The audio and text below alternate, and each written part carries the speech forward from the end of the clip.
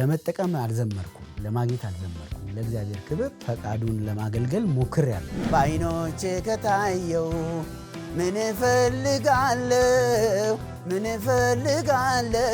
እኔ እንደውም እግዚአብሔር ቀድሞ ባይደርስልኝ ኖሮ በጣም በዘፈኑ ዓለም ላይ ነበር ሰይጣን ለዛ ነበር እያዘጋጀኝ ተስፋን ከብዲሶን በፎቶ ምናምን ማየው አያዋቸው ማለት ነው ታደነከቱ አገልጋይ ተስፋው እግዚአብሔር የእግዚአብሔርን መንግስት እንድንወርስ ያደረገን ነገር ምንድነው ሞትና ትንሳኤ ያኔ ጉዳቸውን ሊብለ ነው አሉ ከዛ ጉድ ሆነ ቀረ ክርስትናው ራሱ በጣም ደስ የሚል ክርስትና ነው ለከስተ አይደለም የሚያኖር ጌታ ነው የሚያኖረኝ በእውነትም ደግሞ ጌታ ነው እስከዛሬ ድረስ ያኖር ፍሬን በሌለው መኪና የልክበትን ጊዜ ታስተውሳለህ ክርስቶስ የሞተለትን ክርስቶስ ዋጋ የከፈለለትን ሰው በቋንቋ ምክንያት ማግለል በጣም ትልቅ ኃጢአት አንተ ጸጋ ግዘኝ አንተ ጸጋ ኦሆ በመንፈስ ሕይወቴን አጥራ ጣፋጭ ፍሬ ጽድቅ እንዳፈራ ትልቁ ቻሌንጅ በእውነት ለመናገር ፋይናንስ ነው በጣም በዚህ አቅጣጫ በጣም ትግል አለብኝና ጓደኛ ይንቀሃል ቤተሰብ ትኩረት አይሰጥህም እና በጣም ነው ውስጥ ስሜታዊ ያደርገኛል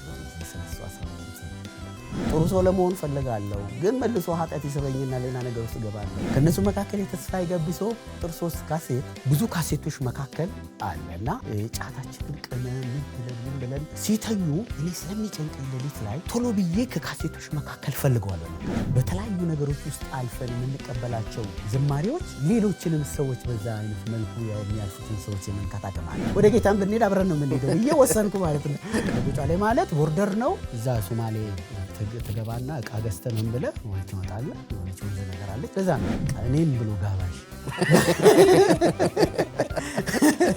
ባይበላስ ሰላም ጤና ይስጥልን የፕሮግራማችን ተከታታዮች ዘወትር በየሳምንቱ አርብ ምሽት በኢትዮጵያ ሰዓት አቆጣጠር 2 ሰዓት ላይ በኢክሌሲያ ሚዲያ የሚተላለፍላችሁ ኪያ ሾው የተሰኘው ፕሮግራማችን ጀምሯል ያለፉ ተከታታይ መራግብሮቻችንን ተከታትላችሁ ስክሪኑ ላይ ባለው አድራሻ እንደዚሁም ደግሞ በኮሜንት መስጫው ላይ ሐሳባችሁን ምክራችሁን ስላካፈላችሁን እጅግ አድርገን እናመሰግናለን የዛሬውንም እንደዚሁ ተከታትላችሁ ስክሪኑ ላይ ባለው አድራሻ በኮሜንት መስጫው ሐሳባችሁን ምክራችሁን እንድታካፍሉን አደራ ማለት ፈልጋለሁ ዛሬ በተለይ የጌታችን የመድኃኒታችን የኢየሱስ ክርስቶስን ስቅለት በዓል ያከበርን ነው ሁላችንም የሚዋለው በአገር አቀፍ ደረጃ በየንስሐ ጸሎትም ነበር እንደዚሁም በተለያዩ ቸርች ቤተክርስቲያን ባለንበት ቦታ ሁሉ ደግሞ በጥሩ ጊዜ እንደነበራችሁ ተስፋ አደርጋለሁ በዓሉን ደግሞ ምክንያት በማድረግ ዛሬ ከኔ ጋር እንግዳ ጋብዤላችኋለሁ ከሱ ጋር ደግሞ የዘመር ስለ ህይወቱ ስለ አገልግሎቱ ደግሞ እየተጫወትን ቆይታ እናደርጋለን ስለዚህ አስቀድመን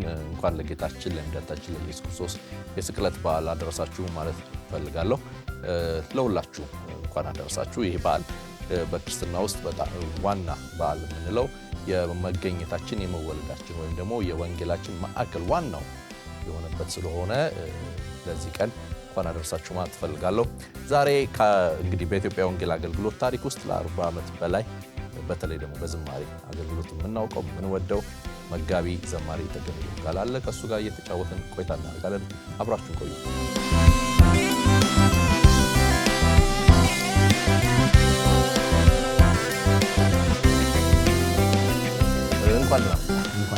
በጣም ነው ደስ ያለኝ ተጉዬ ዛሬ ስለተገናኘን እኔም በጣም ደስ ከረጅም ጊዜ በኋላ በጣም ናፍቆት ነው የሚባለው ያው ረጅም ጊዜ በዝማሬ ውስጥ አለ 40 ዓመት ራሱ ትንሽ ቁጥር አይመስለኝም አይደል 30 36 37 አካባቢ ይሆናል አይደል እሱ ራሱ ቀላል ቁጥር አይመስለኝም አይደለም ዝማሬ ብቻ እንደውም በቃል አገልግሎትም አሁን ደግሞ በመጋቢነትም ታገለግላለህ ወሎ ሰፈር አሴምብልና ይሄንን ሁሉ አመት ወደ ኋላ ሄደህ ስትመለከተው ምን ይሰማል በጣም ደስ ነው የሚለኝ ምክንያቱም የእግዚአብሔርን ጸጋ የእግዚአብሔርን ምህረት የእግዚአብሔርን ቸርነት ያየሁበት ስለሆነ እንደዚህ ይሄንን አመት በእግዚአብሔር ቤት መኖር በራሱ የእግዚአብሔርን ፈቃድና ሐሳብ ማገልገል ትልቅ እድል እንደሆነ ስለማመን ለኔ በጣም ትልቅ ደስታ ነው የሚሰማኝ ብዙ ጨዋታዎች እንጫወታለን ዝማሬዎችን እናነሳለን የአገልግሎት ቆይታንም የህይወት አንዳንድ ምስክርነቶችንም እንጫወታለን ግን ተመልካቾች ምናልባት የሚከታተሉን በበዓል ቀን ምሽት ላይ ሆነው ስለሆነ እንደው በዓሉንም አብረናቸው እንድንደሰት በዝማሬ ብንጀምር እንዴት ነው ከካሜራ ጀርባ ሙዚቃ መሳሪያ የሚጫወት ወንድማችን አለ እየደረደረ ስቅለቱን በዝማሬ ጀምር። ያው እንግዲህ ይህን ስቅለትን አይደለም ያከበርን ያለ ነው። ስለዚህ እሱን በሚመለከት ከዚህ ቤት የሰራሁት አንድ መዝሙር አለ። እሱን እዘምራለሁኝ። ለኛ ሲል ለኛ ሲል ለኛ ሲል ጌታ ተንገላታ ለኔ ሲል ለኔ ሲል ለኔ ሲል ጌታ ተንገላታ መልክና ውበቱን ደም ግባቱን ትቶ የባሪያን መልክ ያዘ ራሱን አዋርዶ ተናቀ ተጠላ ሁሉ አላገጠበት መድኃኒት መሆኑን ሰው መቻወቀለት ለኛ ሲል ለኛ ሲል ለኛ ሲል ጌታ ተንገላታ ለኔ ሲል ለኔ ሲል ለኔ ሲል ጌታ ተንገላታ በጌተ ሰማኒ በአትክልቱ ቦታ አሳልፎ ሰጠው ወዳጆ ይሁዳ ልክ እንደ ወንበዴ ግፍን እንደሰራ ይዘው አሰቃዩት በተራ በተራ ለኛ ሲል ግን ለኛ ሲል ግን ለኛ ሲል ጌታ ተንገላታ ኃጢአታችን ከብዶት ሲወርቅ ሲንገላታ በጅራፍ ሲገርፉት በመቃን ሲመታ በቆሰለው ስጋው በፈሰሰው ደም ሕያው ፍሬ ያፈራ ቋሚ ዘላለም ግን ለኛ ሲል ግን ለኛ ሲል ለኛ ሲል ጌታ ተንገላታ ለኔ ሲል ለኔ ሲል ለኔ ሲል ጌታ ተንገላታ መልክና ውበቱን ደም ግባቱን ትቶ የባሪያን መልክ ያዘ ራሱን አዋርዶ ተናቀ ተጠላ ሁሉ አላገጠበት መድኃኒት መሆኑን ሰው መቻወቀለት ግን ለኛ ሲል ለኛ ሲል ለኛ ሲል ጌታ ተንገላታ ለኔ ሲል ለኔ ሲል ለኔ ሲል ጌታ ተንገላታ። ሃሌሉያ! ምን አይነት አስደናቂ ዝማሬ ነው። ወደ ኋላ ልውሰድህ። ተመልካቾች ደስ እያላቸው አብረው እንደሚቆዩ ተስፋ አደርጋለሁ። 81 አይደል ወደ ጌታ የመጣኸው? 81 እንደዛ አካባቢና ያኔ ጉዳቸውን ሊብለህ ነው አሉ። ከዛ ጉድ ሆነህ ቀረ። እውነት ነው ማለት ፕሮቴስታንት የሃይማኖት ያው የሚጠላበት ዘመን በቃ ማለት በጣም የሚነቀፍበት ብዙ አይነት ወሬዎች የሚወሩበት ዘመን ነበር። የደርግ ዘመን ነበርና ከዛም በኋላ እንግዲህ ለውጥ ሲመጣም ያው መንፈስ ስለነበረን የሰውም ያለ አይመስለኝም። ማለት እንዲሁ የተማረ ማለት ጥሩ ሰውም ያለ አይመስለኝም። እና በቃ አንድ ወንድም ጋበዘኝ። በኋላ ያው በወቅቱ ደግሞ ሳንቲም ከጣራ ላይ እንትን ይላል ጨለማ ቤት ገብተው እንደዚህ የማይሆን ነገር ያወራሉ እና ሰዎች ያ አይነት ትዝታ ብቻ ነበር የነበረኝ እና እስቲ ጉዳቸውን ልይ ብዬ ነበር የሄድኩት ያው ጉዴን ነግሮኝ ያስቀረኝ ማለት ነው። በጣም ደስ ይላል። በእንደዚህ አይነት ሁኔታ ውስጥ ግን እምልህ አንዳንድ ነገሮች ለምሳሌ ወዳጆችንም ስጠይቅ ይነግሩኝ ነበርና ቀድሞ የነበርክበት ህይወት ይኖራል በጨለማው እንደገና እንዲህ የሚጠላ ደግሞ እምነት ተብሎ ደግሞ ይነገራልና እንዲህ አይነት ቦታ ሄዶ መቅረት ቀላል ነገር አይመስለኝምና ምን አስቀረህ? በወቅቱ አባባ ረጋሳ የሚባሉ ትልቅ አባት ነበሩ ወደ ጌታ ሄደዋልና የብዙዎች አባት ናቸው። የብዙዎች አባት ወንጌልን ለበርካታ ዓመታት ያገለገሉ ናቸውና እሳቸው ቤት ነው ፕሮግራም ይደረገ ነበረውና የእግዚአብሔርን ቃል ያው መቼም ሁሉም ሰው እግዚአብሔርን ይወደዋል ግን መንገዱን ነው እንትን የሚለውና በደንብ ተከታትዬ ነበር የምሰማውና የእግዚአብሔርን ቃል ይሰብካሉ። ሲሰብኩ ሮሜ ምዕራፍ 7 ነው የሚሰብኩት። መልካም ሰው የመሆን ፍላጎት አለኝ፣ መልካም ነገር የማድረግ ፍላጎት አለኝ፣ ነገር ግን ያንን መልካም ነገር ሳደርግ አልገኝም።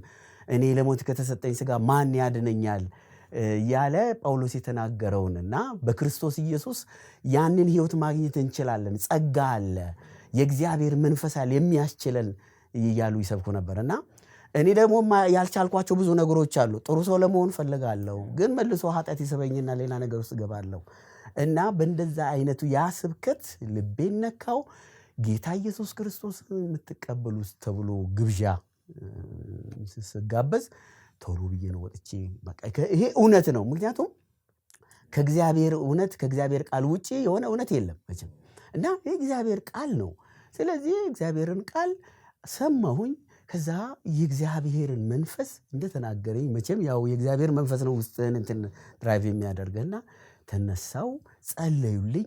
ልዩ የሆነ መንፈስ፣ ልዩ የሆነ ሰላም፣ ልዩ የሆነ ደስታ ነው በውስጥ የተሰማኝና ደስታው ነው ያስቀረኝ፣ እዛ ሰላሙ ነው ያስቀረኝ፣ እውነት ነው ያስቀረኝ። አጭሩ እውነት አስቀረኝ። የእግዚአብሔር እውነት ሁል ጊዜ አሸናፊ ናት እና ሰዎች ለዛ እውነት እንዲገዙ የሚያደርግ የእግዚአብሔር መንፈስ ሲነካቸው የትም ይሄዳሉ። ሰዎች በጦር በተለያዩ ነገሮች እንኳን የማይገዙ ሰዎች ለእግዚአብሔር ይንበረከካሉ። በፍቅሩ ነው የተነሳ ፍቅሩን ካወቁ ፍቅሩን ካዩ የእግዚአብሔር ፍቅር ሲነካቸው ሰዎች ለእግዚአብሔር ፍቅር ምላሽ የማይሰጡበት ምንም ምክንያት የለም እና እስኪነኩ ድረስ ነውና በመነካቴ በጣም ጌታን አመሰግናለሁና ያ ፍቅሩን ያስቀረኝ። ግን ቀላል ነበር ህይወት በወቅቱም ብለህ እኔም አስታውሳለሁ። እኛ 80ዎቹ መጨረሻ አካባቢ ነው እንደ ቤተሰብም ወደ ጌታ የተቀላቀልነውና ያልነፍርንባቸውን አንዳንድ ነገሮች አስታውሳለሁ። አንተ ደግሞ ቀደም ብሎ ባለው ዓመት ነው ነገር እንዲህ ሁሉ እንደዛሬው አይደለም የነበረውና የታለፈው መንገድ ቀላል ነበር? ቀላል አይደለም። ያው ማለት ጌታ ኢየሱስ ክርስቶስን ስትቀበል ብዙ ነገሮች አሉ። ጌታ ኢየሱስ ራሱ ሲናገር ምን አለ? ዓለም የሚጠላቸው እኔን ስለማያውቀኝ ዓለም ይጠላቸዋል አለ እና መገፋት አለ፣ መጠላት አለ። በዛ ውስጥ ደግሞ ክርስቶስን ብለህ ስትኖር ክርስቶስን ብዬ ስኖር የምትጠላቸው የምትተዋቸው የምታልፍባቸው መንገዶች ቻሌንጅ በጣም ከባድ ነውና በነዛ ሁኔታዎች ሁሉ ግን የእግዚአብሔር ጸጋ፣ የእግዚአብሔር ኃይል፣ የእግዚአብሔር ምሕረት፣ የእግዚአብሔር አቅርቦት እየተሸከመኝ ለዛሬ ደርሻለሁና ቀላል አልነበረም። ማለት በሃይማኖት የሚመጡ ቻሌንጆች ብቻ ሳይሆኑ በህይወት በዛ ያንን እውነት በመያዝህ የሚያጋጥሙ ከኃጢአት በመለየትህ ከርኩሰት በመለየት የሚያጋጥምህ ሌላ የሆነ ቻሌንጆች ራሱ አሉና ጓደኛ ይንቀሃል፣ ቤተሰብ ትኩረት አይሰጥህም፣ ልጅ አይደለህም እስኪል ድረስ ቤተሰብ እንደዛ አይነት ሁኔታ ውስጥ እንትላል። ግን የእግዚአብሔር ፍቅር ግን ውስጥ ከገባ ሰዎች ምንም አሉ ባለማወቃቸው ነው ይሄንን የሚሉት የሚል እምነትና ዕውቀት ስለሚኖር ያንን ሁሉ ታልፈዋልና እንደዚህ ነው ያሳለፍኩት። የተለያዩ የአዳር ጸሎቶች ነበሩ፣ ህብረቶች ነበሩ። እነሱ ይመስለኛል ብዙ ያገዙ ይመስል አሁን እንደዚህ አይነት ልማዶች ብዙ የለውም። ምን ያህል አገዙ? በጣም ወሳኝ ነበር በዛን ወቅት። በዛን ጊዜ እንግዲህ የአዳር ፕሮግራሞች አሉና እነዛን አዳር ፕሮግራሞች እየተከታተልን ነበር መናድራቸው እና ጸሎት፣ እውነተኛ ጸሎት ክርስትናው ራሱ በጣም ደስ የሚል ክርስትና ነው። ማለት እውነተኛ የሆነ ፍቅር፣ ያልተበረዘ ፍቅር፣ ለክርስቶስ እውነተኛ የሆነ ማንነት ነበረው ሰው ሁለት አይነት መልክ አልነበረው። ሰው ጌታ ኢየሱስ ክርስቶስን እንደ ግል አዳኙ አድርጎ ከተቀበለ በቃ በዛ እውነት ውስጥ ይኖራል። መጽሐፍ ቅዱስን ተግባራዊ ለማድረግ በህይወቱ ላይ አፕላይ ለማድረግ ነው የሚያስበው ሰው። ስለዚህ ጸሎት እንጸልያለን። አብሮ ልዩ የሆነ ፍቅር ነው ያለው እና የወገኖች ፍቅር የእግዚአብሔር ጸጋ እንድትቆም ያደርግሃል። መከራውን ችግሮችህን እንዳታይ ነገ ብድራት አለ። ነገ ኢየሱስ ክርስቶስን በክብር አየዋለሁ። እንሄዳለን። እግዚአብሔር ያዘጋጃት ምድር አለች። አዲስ ሰማይና አዲስ ምድር እንቀበላለን። የእግዚአብሔርን እውነት በደንብ ስለተማርን በቃ ያ የአዳር ፕሮግራም እነዛ ፕሮግራሞች ገዢ ነበሩ። ህይወትን የሚገዙ የሚያሳድጉ ነበሩ። በእርግጥ በአሁኑ ጊዜ አልፎ አልፎ ሊኖር ይችላል። ግን የዘመኑ ሁኔታ በጣም ከባድ ስለሆነ እንደዛ አይነቱ ነገር ትንሽ አስቸጋሪ ነው በአሁኑ ጊዜ። በወቅቱ ግን የነበረው የአዳር ፕሮግራም የተለያዩ ፕሮግራሞች ህይወታችንን የሚቀርጹ ወደ እግዚአብሔር እንድንጠጋ የሚያደርጉን የጸሎት ሰዎች እንድንሆን የሚያደርጉን የወንድማማች የትማማች ፍቅርን በጣም የሚያደራጁና የሚያያይዙ ስለነበሩ በጣም ተጠቅሜያለሁ እና አገልግሎትም የጀመርኩት በእንደዛ አይነት መልኩ ነው። በእንደዛ አይነት እዛ ውስጥ እና የአዳር ፕሮግራም ይዘጋጃል። እዛ ፕሮግራም ላይ እንድናገለግል እንጋበዛለን። በእርግጥ ከኛ ቀደም ብሎ የነበሩ ወንድሞች ነበሩ። እነሱን እያየን ምናምን ነው እንትን ያልነው እነ ታደሰ እሼቴ ምናምን እንደዚህ እና ወይ ግማሽ አዳር እነሱ ያገለግላሉ። ከዛ በኋላ ደግሞ እገባለሁ። ከዛ በቃ እንደዛ እየሆነ ነው አገልግሎትም በጣም እያደገ የመጣውና ለአገልግሎታችንም ለህይወታችንም ጠንካራ የሆነ መንፈሳዊ አንደርስታንዲንግ እንዲኖር ጠንካራ የሆነ የህይወት አቋም እንዲኖረን በጌታ ላይ የጸና እንዲኖረን ረድቶኛል። እኔ በጣም አሁን ስታነሳለኝ እናፍቆታለን በቃ ይሄ ከበረ ተስፋችን ነበር ትኩረታችን ስትል እኔ ያንተን ዝማሬ አስታወስኩኝ። አሁን እሻገራለሁ በእኔ ድምፅ አይሆንም መዝገቤ ባለበት ኢየሱስ ባለበት በጣም ደስ የሚል እና በቃ የሆነ ይሄዳለው የሚያስናፍቅ ዝማሬና ከእንደዚህ አይነት ዝማሬዎች ውስጥ የተወለደ ነው ማለት ይቻላል። ልክ ነው፣ እውነት ነው። በእንደዛ አይነት ህይወት ውስጥ የመጣን እንትን ልትለው አትችልም። ማለት ሁልጊዜ ናፍቆታችን እሱ ስለነበረ የእግዚአብሔርን ታላቅነት የእግዚአብሔርን ኃያልነት የእግዚአብሔርን መንግስት ከመናፈቅ ከመጓጓት የተነሳ የዘመርኩት ዝማሬ ነው። እሻገራለሁ ኢየሱስ ባለበት መዝገቤ በላይ ነው ልቤ ያለው እዛ ነው የሚል መዝሙር ያለው ላይ ነው ስትል ትንራለህ። እውነት ነው። ባይ ዘ ዌይ እሱ ካሴት ላይ አልወጣም። ይገርማል። ለምንድን ነው ያልተካተተው? የተለየ ምክንያት አለው? እንግዲህ በጣም ተዘጋጅቶ ብሎ ሊወጣ ሲል በአንዳንድ ምክንያቶች ሳይወጣ ቀረ ነው። በተለይ በዛን ዘመን የነበሩ መዝሙር ቤቶች አስቸጋሪዎች ነበሩና ቁጥር 3 ውስጥ የተካተተ ነው። ምክንያቱም ቁጥር 3 አልበም ሙሉ ተጠናቆ አልቆ ያልተለቀቀ እንዳለ አውቃለሁ። ከሱ ጋር የተያዘ ነው። የተለየ ምክንያት ነበረው ወይስ ያ ምንድነው? መዝሙር ቤቶች ለምሳሌ ሊገዙ ይፈልጉና አይ እኔ አልፈልግም ለሆነ እንደዛ አገልግሎት ወይም ለሆነ ነገር ነው የምሰጠው አይነት የምትል ከሆነ እነሱ ያ ገቢም ስለሚቀንስ ይመስለኛል ብቻ ይደዋወሉብህና ነገሩን ሁሉ እንትን ይሉታል። እና እኔ ደግሞ ትኩረቴ ምንድነው ካሴቱ እንዲወጣ ህዝብ ጋር እንዲደርስ ካለኝ ጉጉት የተነሳ እበሳጫለሁ። እንዴት በቃ ተውት እናንተ እኔ ገጠር ከተማ እየሄድኩኝ ዝም ብዬ ባገለግል ምንድነው? እኔ መኖሪያ ካሴት አይደለም መኖሪያ እግዚአብሔር ነው። ስለዚህ በቃ ብዬ እንትንልና ተውኩት። እንግዲህ ቢወጣ መልካም ነበረ በጣም ምክንያቱም ብዙ ምንወዳቸው ምላ አንተ በዝማሬ ብዙ ችግር የለም አውቃለሁ። ብዙ በኋላ ላይ እንጫወታለን ባይኖች ከታየው ሁለቱንም አልበሞች አካባቢ ያሉ ዝማሬዎች ግን ትንሽ ወደ ኋላ ልውሰድህ። ለምሳሌ ወደ ጌታ ከመምጣት በፊት በክራር ምናምን ቀበሌ ኪነት ነገር ሞከርክ?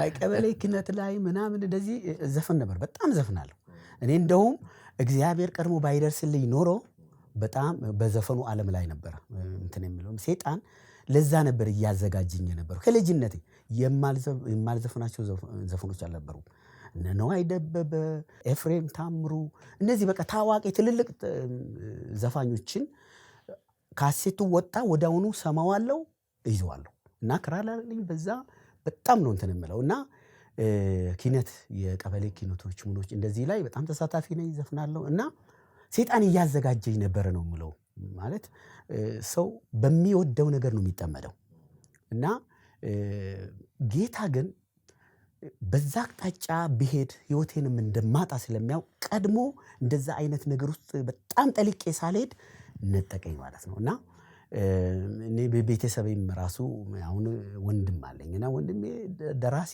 ነው በጣም ታዋቂ ደራሲ ነው ሀብታሙ ቦጋለ በጣም ብዙ ዘፈኖችን የሰራ ነው እና እንግዲህ ተመልከት መያዝ ቢኖር ምን እንደሚፈጠር እግዚአብሔር ግን ከእንደዛ አይነቱ ቤተሰብ ውስጥ መዞ ለራሱ ክብርና ለራሱ ዝና እንደመረጠኛ አምናለሁና ህይወቴን ታደጋት ብዬ ነው ማሰበው ነው ቀድሞ ገና ከልጅነት ቀድሞ እንደታደገኝ እንዳስመለጠኝ ነው የማስበው አነሳላለሁ ብዬ ነበር ከሀብታሙ ቦጋለ ጋር ያላችሁን ነገር ምክንያቱም እሱ በጣም ለትልልቅ ዝነኛ ታዋቂ ሰዎች ግጥም ዜማ የሚሰራ ሰው ነውና አንተ ራስህ ስትለኝ አሁን ጥምረቱ ቢኖር ኖሮ የሚለውን ነገር ስታስብ ግን ወደ ጌታ ከመጣ በኋላ ቅድም ያነሳልኝ ህብረቶች እነዛ ነገሮች ይኖራሉ በተለየ ሁኔታ ግን ዝማሬን የሳበህ ነገር አለ አዎ በተለይ የተስፋይ ጋቢሶ የዝማሬ አገልግሎት በጣም ይማርከኝ ነበር እና እኔ እሱን ማዳመጥ የጀመርኩት ዓለማዊ ሆኜ አዛብ ሆኜ ነው ጓደኞች ነበሩኝ እንደዚህ በጌታ ያልሆኑ ጓደኞች ነበሩኝና አንደኛው ከነሱ መካከል በጌታ እንትን ያለ ነው ባክስላይድ ያደረገ ነውና ካሴቶች ነበሩት ከነሱ መካከል የተስፋይ ጋቢሶ ቁጥር 3 ካሴት ብዙ ካሴቶች መካከል አለና ጫታችንን ቅመን ምን ብለን ሲተኙ እኔ ስለሚጨንቀኝ ሌሊት ላይ ቶሎ ብዬ ከካሴቶች መካከል ፈልገዋለሁ እነን ካሴት እሰማዋለሁ እና በጣም ይባርከኛል በጣም እና ለኔስ አባቴ ሆይ እንነተሽር ጸጋ እንዲበዛልኝ ትዕቢቴን ሽረትትና አንስተኝ እዘምረዋለሁ በቃ እና ያ መዝሙር በህይወቴ ላይ ለውጥ ያመጣ ይመስለኛል እና እንዳስተውል ዝማሬ ላይ የሆነ ትኩረት እንዳደርግም ያደረገኝ ይመስለኛል ከዛም በኋላ ደግሞ ጌታን ከተቀበልኩ በኋላ እነ ታምራት ኃይሌ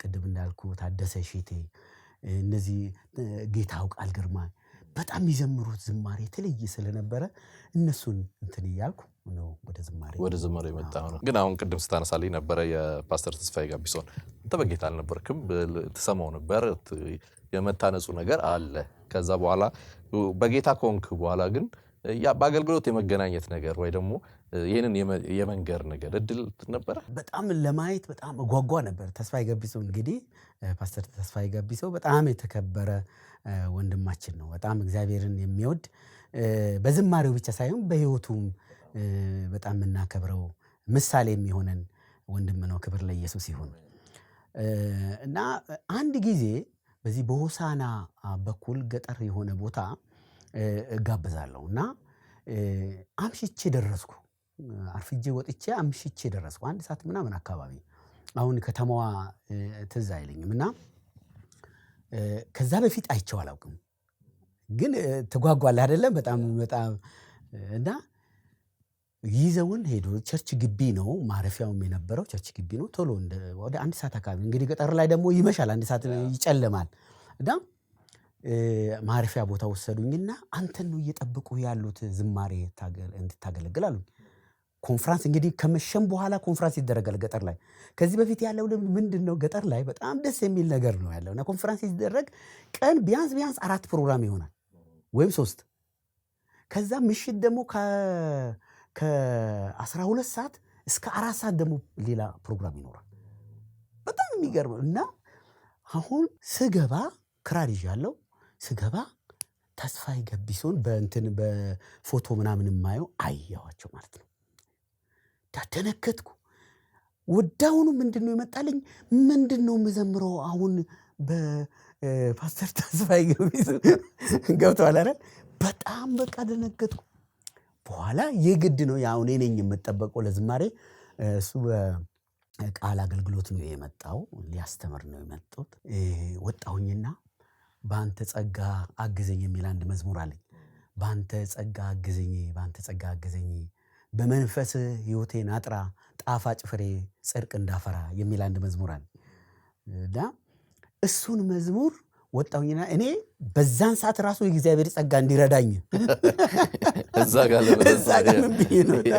እና ያንን ዝማሬ ዘመርኩት ማለት ነው። በጣም ልዩ መንፈስ ወረደ፣ የእግዚአብሔር ክብር፣ የእግዚአብሔር እጅ። እኔም ራሴ በቃ በብዙ ትህትና በጣም በፍርሃት ነው ዘምረው ነበረውና አገልግሎቱን አገልግዬ ጨረስኩ። በኋላ ሲወስዱን አብረን አንድ ክፍል ነው የተሰጠን የምናድርበት። በቃ ከዛ ለ4 ነው ለ5 ቀን ያህል አንተ ዘምር ይለኛል። እኔ ደግሞ እሱ እንዲዘምር እፈልጋለሁ። በተለይ ክራር በጣም ነው የሚጫወተው። በጣም በጣም በጣም በቃ እግዚአብሔርን ያመሰገንኩበት፣ እኔም ለዚህ ክብር በቃው እንደ ጌታ ሆይ ብዬ በጣም እግዚአብሔርን ያመሰገንኩበት። ከዛም በኋላ ደግሞ አዋሳ ቸርቹ ጋብዞኝ እዛ ሄጄ ደግሞ እንደዚሁ አገልግያለሁ። በጣም ደስ የሚል ግጥምጥሞሽ ይመስለኛል። ምልህ በአንድ ወቅት አንተ ከርቀት የምታደምጠው በጸጋው የምትጠቀም ሰው፣ ከዛ በሱ ምክንያት ወንጌል ደግሞ ሰምተህ ድነህ፣ ከዛ ደግሞ በአገልግሎት መስመር ላይ አብሮ የመሰለፍ ነገር ትልቅ እድል ይመስለኛልና እኔ በአንተ ጸጋን ራሱ ብታንጎራጉርልኝ ደስ ይለኛል። ትንሽ ነገር ተመልካቾችም ያው በዓል ስለሆነ ዛሬ ደስ እያለ እያመለክን ነው የምንጫወተው። እስቲ እንጫወት። ይመስገን። በአንተ ጸጋ አግዘኝ፣ በአንተ ጸጋ ኦሆ፣ በመንፈስ ሕይወቴን አጥራ፣ ጣፋጭ ፍሬ ጽድቅ እንዳፈራ። በአንተ ጸጋ አግዘኝ፣ በአንተ ጸጋ ኦሆ፣ በመንፈስ ሕይወቴን አጥራ፣ ጣፋጭ ፍሬ ጽድቅ እንዳፈራ። በኮረብታው በከፍታው ላይ ልታኖረኝ ጌታ በሰማይ፣ ከምርጡ ዘር ወይንን ተክለሃል፣ ጣፋጭ ፍሬ ልታይ ጓግተሃል። በኮረብታው በከፍታው ላይ ልታኖረኝ ጌታ በሰማይ፣ ከምርጡ ዘር ወይንን ተክለሃል፣ ጣፋጭ ፍሬ ልታይ ጓግተሃል። በአንተ ጸጋ አግዘኝ፣ በአንተ ጸጋ ኦሆ፣ በአንተ ጸጋ አግዘኝ፣ በአንተ ጸጋ ኦሆ፣ በመንፈስ ሕይወቴን አጥራ፣ ጣፋጭ ፍሬ ጽድቅ እንዳፈራ። የሕይወት ቃል በኩር ምርጫዬ፣ አንተ እኮ ነህ ለኔስ ጌታዬ። ሌላውማ ምን ፋይዳ አለው? የሚያጠግበኝ ያንተ ክብር ነው። የሕይወት ቃል በኩር ምርጫዬ፣ አንተ እኮ ነህ ለኔስ ጌታዬ። ሌላውማ ምን ፋይዳ አለው? የሚያጠግበኝ ያንተ ክብር ነው። በአንተ ጸጋ አግዘኝ፣ በአንተ ጸጋ ኦሆ፣ በመንፈስ ሕይወቴን አብራ፣ ጣፋጭ ፍሬ ጽድቅ እንዳፈራ። እየተከታተላችሁ የምትገኙት ኪያ ሾው መርሃ ግብራችንን ነው። ከመጋቢ ዘማሪ ተገኔ ቦጋለ ጋር ልዩ ጨዋታ እያደረግን ያለ ነው። አስቀድሜ በመግቢያ እንዳልኳችሁ እንኳን ለጌታችን ለመድኃኒታችን ለኢየሱስ ክርስቶስ የስቅለት በዓል አደረሳችሁ። ይህን መርሃ ግብር ስትከታተሉ ምናልባት ስለ ጌታችን ስለ መድኃኒታችን ስለ ኢየሱስ ክርስቶስ በልባችሁ ያለ ሀሳብ ጥቅስ ካለ እያካፈላችሁን አብራችሁን ቆይታ እንድታደርጉ አደራላለሁ። እስካሁን የተከታተላችሁ ከሆነ ወዳችሁታል ማለት ነው። ስለዚህ ሰብስክራይብ ሳታደርጉ የደወል ምልክቱን ሳትጫኑ እንዳትወጡ አደራ ማለት እፈልጋለሁ። አብራችሁን ቆዩ።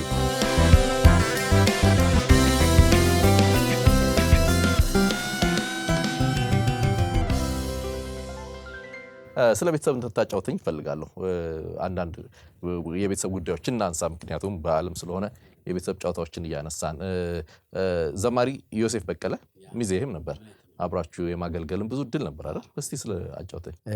ዮሴ በጣም የምወደውና ማከብረው ወንድሜ ነው እና ብዙ ገጠሮችም ብዙ ቦታዎችን አብረን አገልግለናል እና እግዚአብሔር እድል እየሰጠንና ያው እንግዲህ በቅርብ ያሉትን ሰዎች ነው ሚዜ የምታደርገውና ዮሴፍ በቀለ እንደገና ደግሞ ጥሩ ሰው ሲበሺ አሁን አሜሪካን የአዜብ ኃይሉ ባለቤት እሱ ሚዜ ነበረ። ዮናስ ጎተራ ሙሉ ወንጌል አገልጋይ የነበረ በቃል የሚያገኝ እነዚህ ሚዜዎች ነበሩና ያው በዘመኑ አብረን እናገለግል ስለነበረ ያንን ያው በቅርበትም ማገኛቸው እነሱ ስለነበሩ ያው ሚዜ ነበረ ዮሴ እና በጣም ወደው ማከብረው ወንድም ነው ዮሴ። ስቲል እስካሁን ድረስ እንጠያየቃለን፣ ቤተሰብ ነን እና እግዚአብሔርን ስለነሱ እጅግ አድርጌ አመሰግናለሁ። ያው እንግዲህ እኔ ባለትዳርና የሁለት ልጆች አባት ነኝ።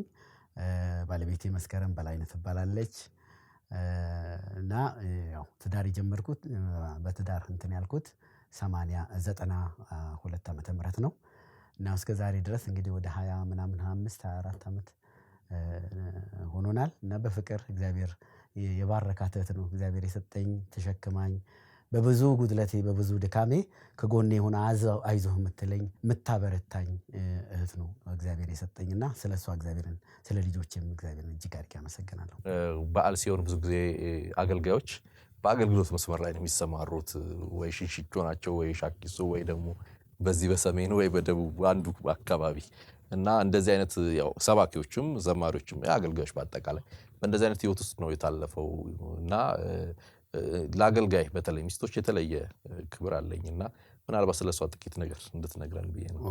መስኪ በጣም የምትገርም ሴት ናት። ማለት እንግዲህ አገልግሎት ስንጀምርኛ በባዶ ነው የጀመርነውና እሷ ደግሞ ጥሩ ከነበረ ቤተሰብ ነው ያው እግዚአብሔር እንዲያጣምሩን አንድ ላይ የሆነውና ብዙ ነገሮችን አይታለች፣ ብዙ ነገሮችን አሳልፈናልና በማጣት በችግር ብዙ ነገሮችን ከኔ ጋር መከራ አይታለች። የቤት ኪራይ እስከምናጣ ድረስ በብዙ ማለት እንግዲህ ይሄ ነው ብዬ አልልህም። እኔ ብዙ በዚህ ዙሪያ ላይ ብዙ መናገር ስለማልፈልግ በጣም በርካታ ነገሮችን እንትን ብላለችና የእግዚአብሔርን አገልግሎት አብረን የተጠመድንበትን ዓላማ ስለተረዳች ብዙ ጉድለቷን ችላ ማለት ነው አይዞ እግዚአብሔር አንድ ቀን ይባርከናል፣ እግዚአብሔር አንድ ቀን ያስበናል በሚል ማለት ነው እና በጣም ነው ውስጥ እንትን የሚልም ስሜታዊ ያደርገኛል ብዙ ጊዜ ስለሷ እና በቃ ያን ጊዜ እንግዲህ ያው አገልግሎት ላይ ነው፣ ሌላ ኢንካም ጀነሬት የምናደርግበት ነገር የለም። ያመጣሁትን ነገር ነው የምሰጠው፣ ካለ ያንን ነገር አብቃቅታ ምን ብላ ቤቷን ማኔጅ ታደርጋለች። እኔ ክፍለ ሀገር እወጣለሁ፣ በወርስ ቢያንስ 3-2 እወጣለሁ።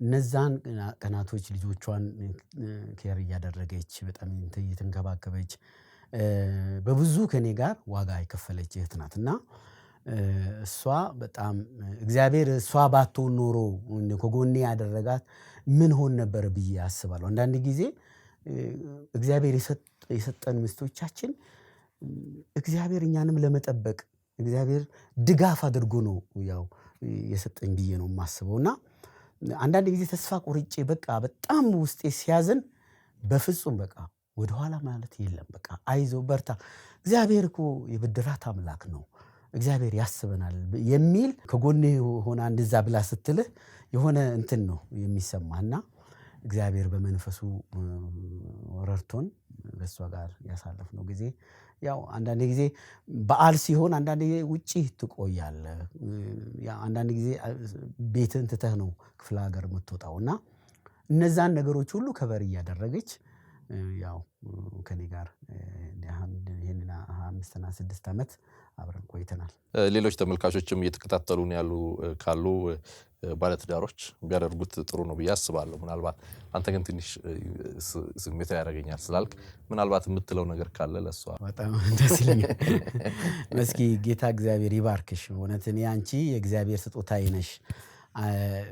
በክርስቶስ አገልግሎት ውስጥ በዚህ በወንጌል አገልግሎቴ ውስጥ በዚህ ዝማሬ አገልግሎት ውስጥ ብድራትን የምትቀበይ ሴት ነሽ እና ላለፍሽባቸው መንገዶች ከኔ ጋር ሆነሽ ስለተቀበልሽው መከራ ስለተቀበልሽው የተለያዩ ችግሮች እግዚአብሔር ብድራትሽን ይመልስ ይክፈልሽ ማለት ፈልጋለሁ። ደግሞ ይከፍልሻል እና በጣም ወድሻለሁ፣ በጣም አከብርሻለሁ።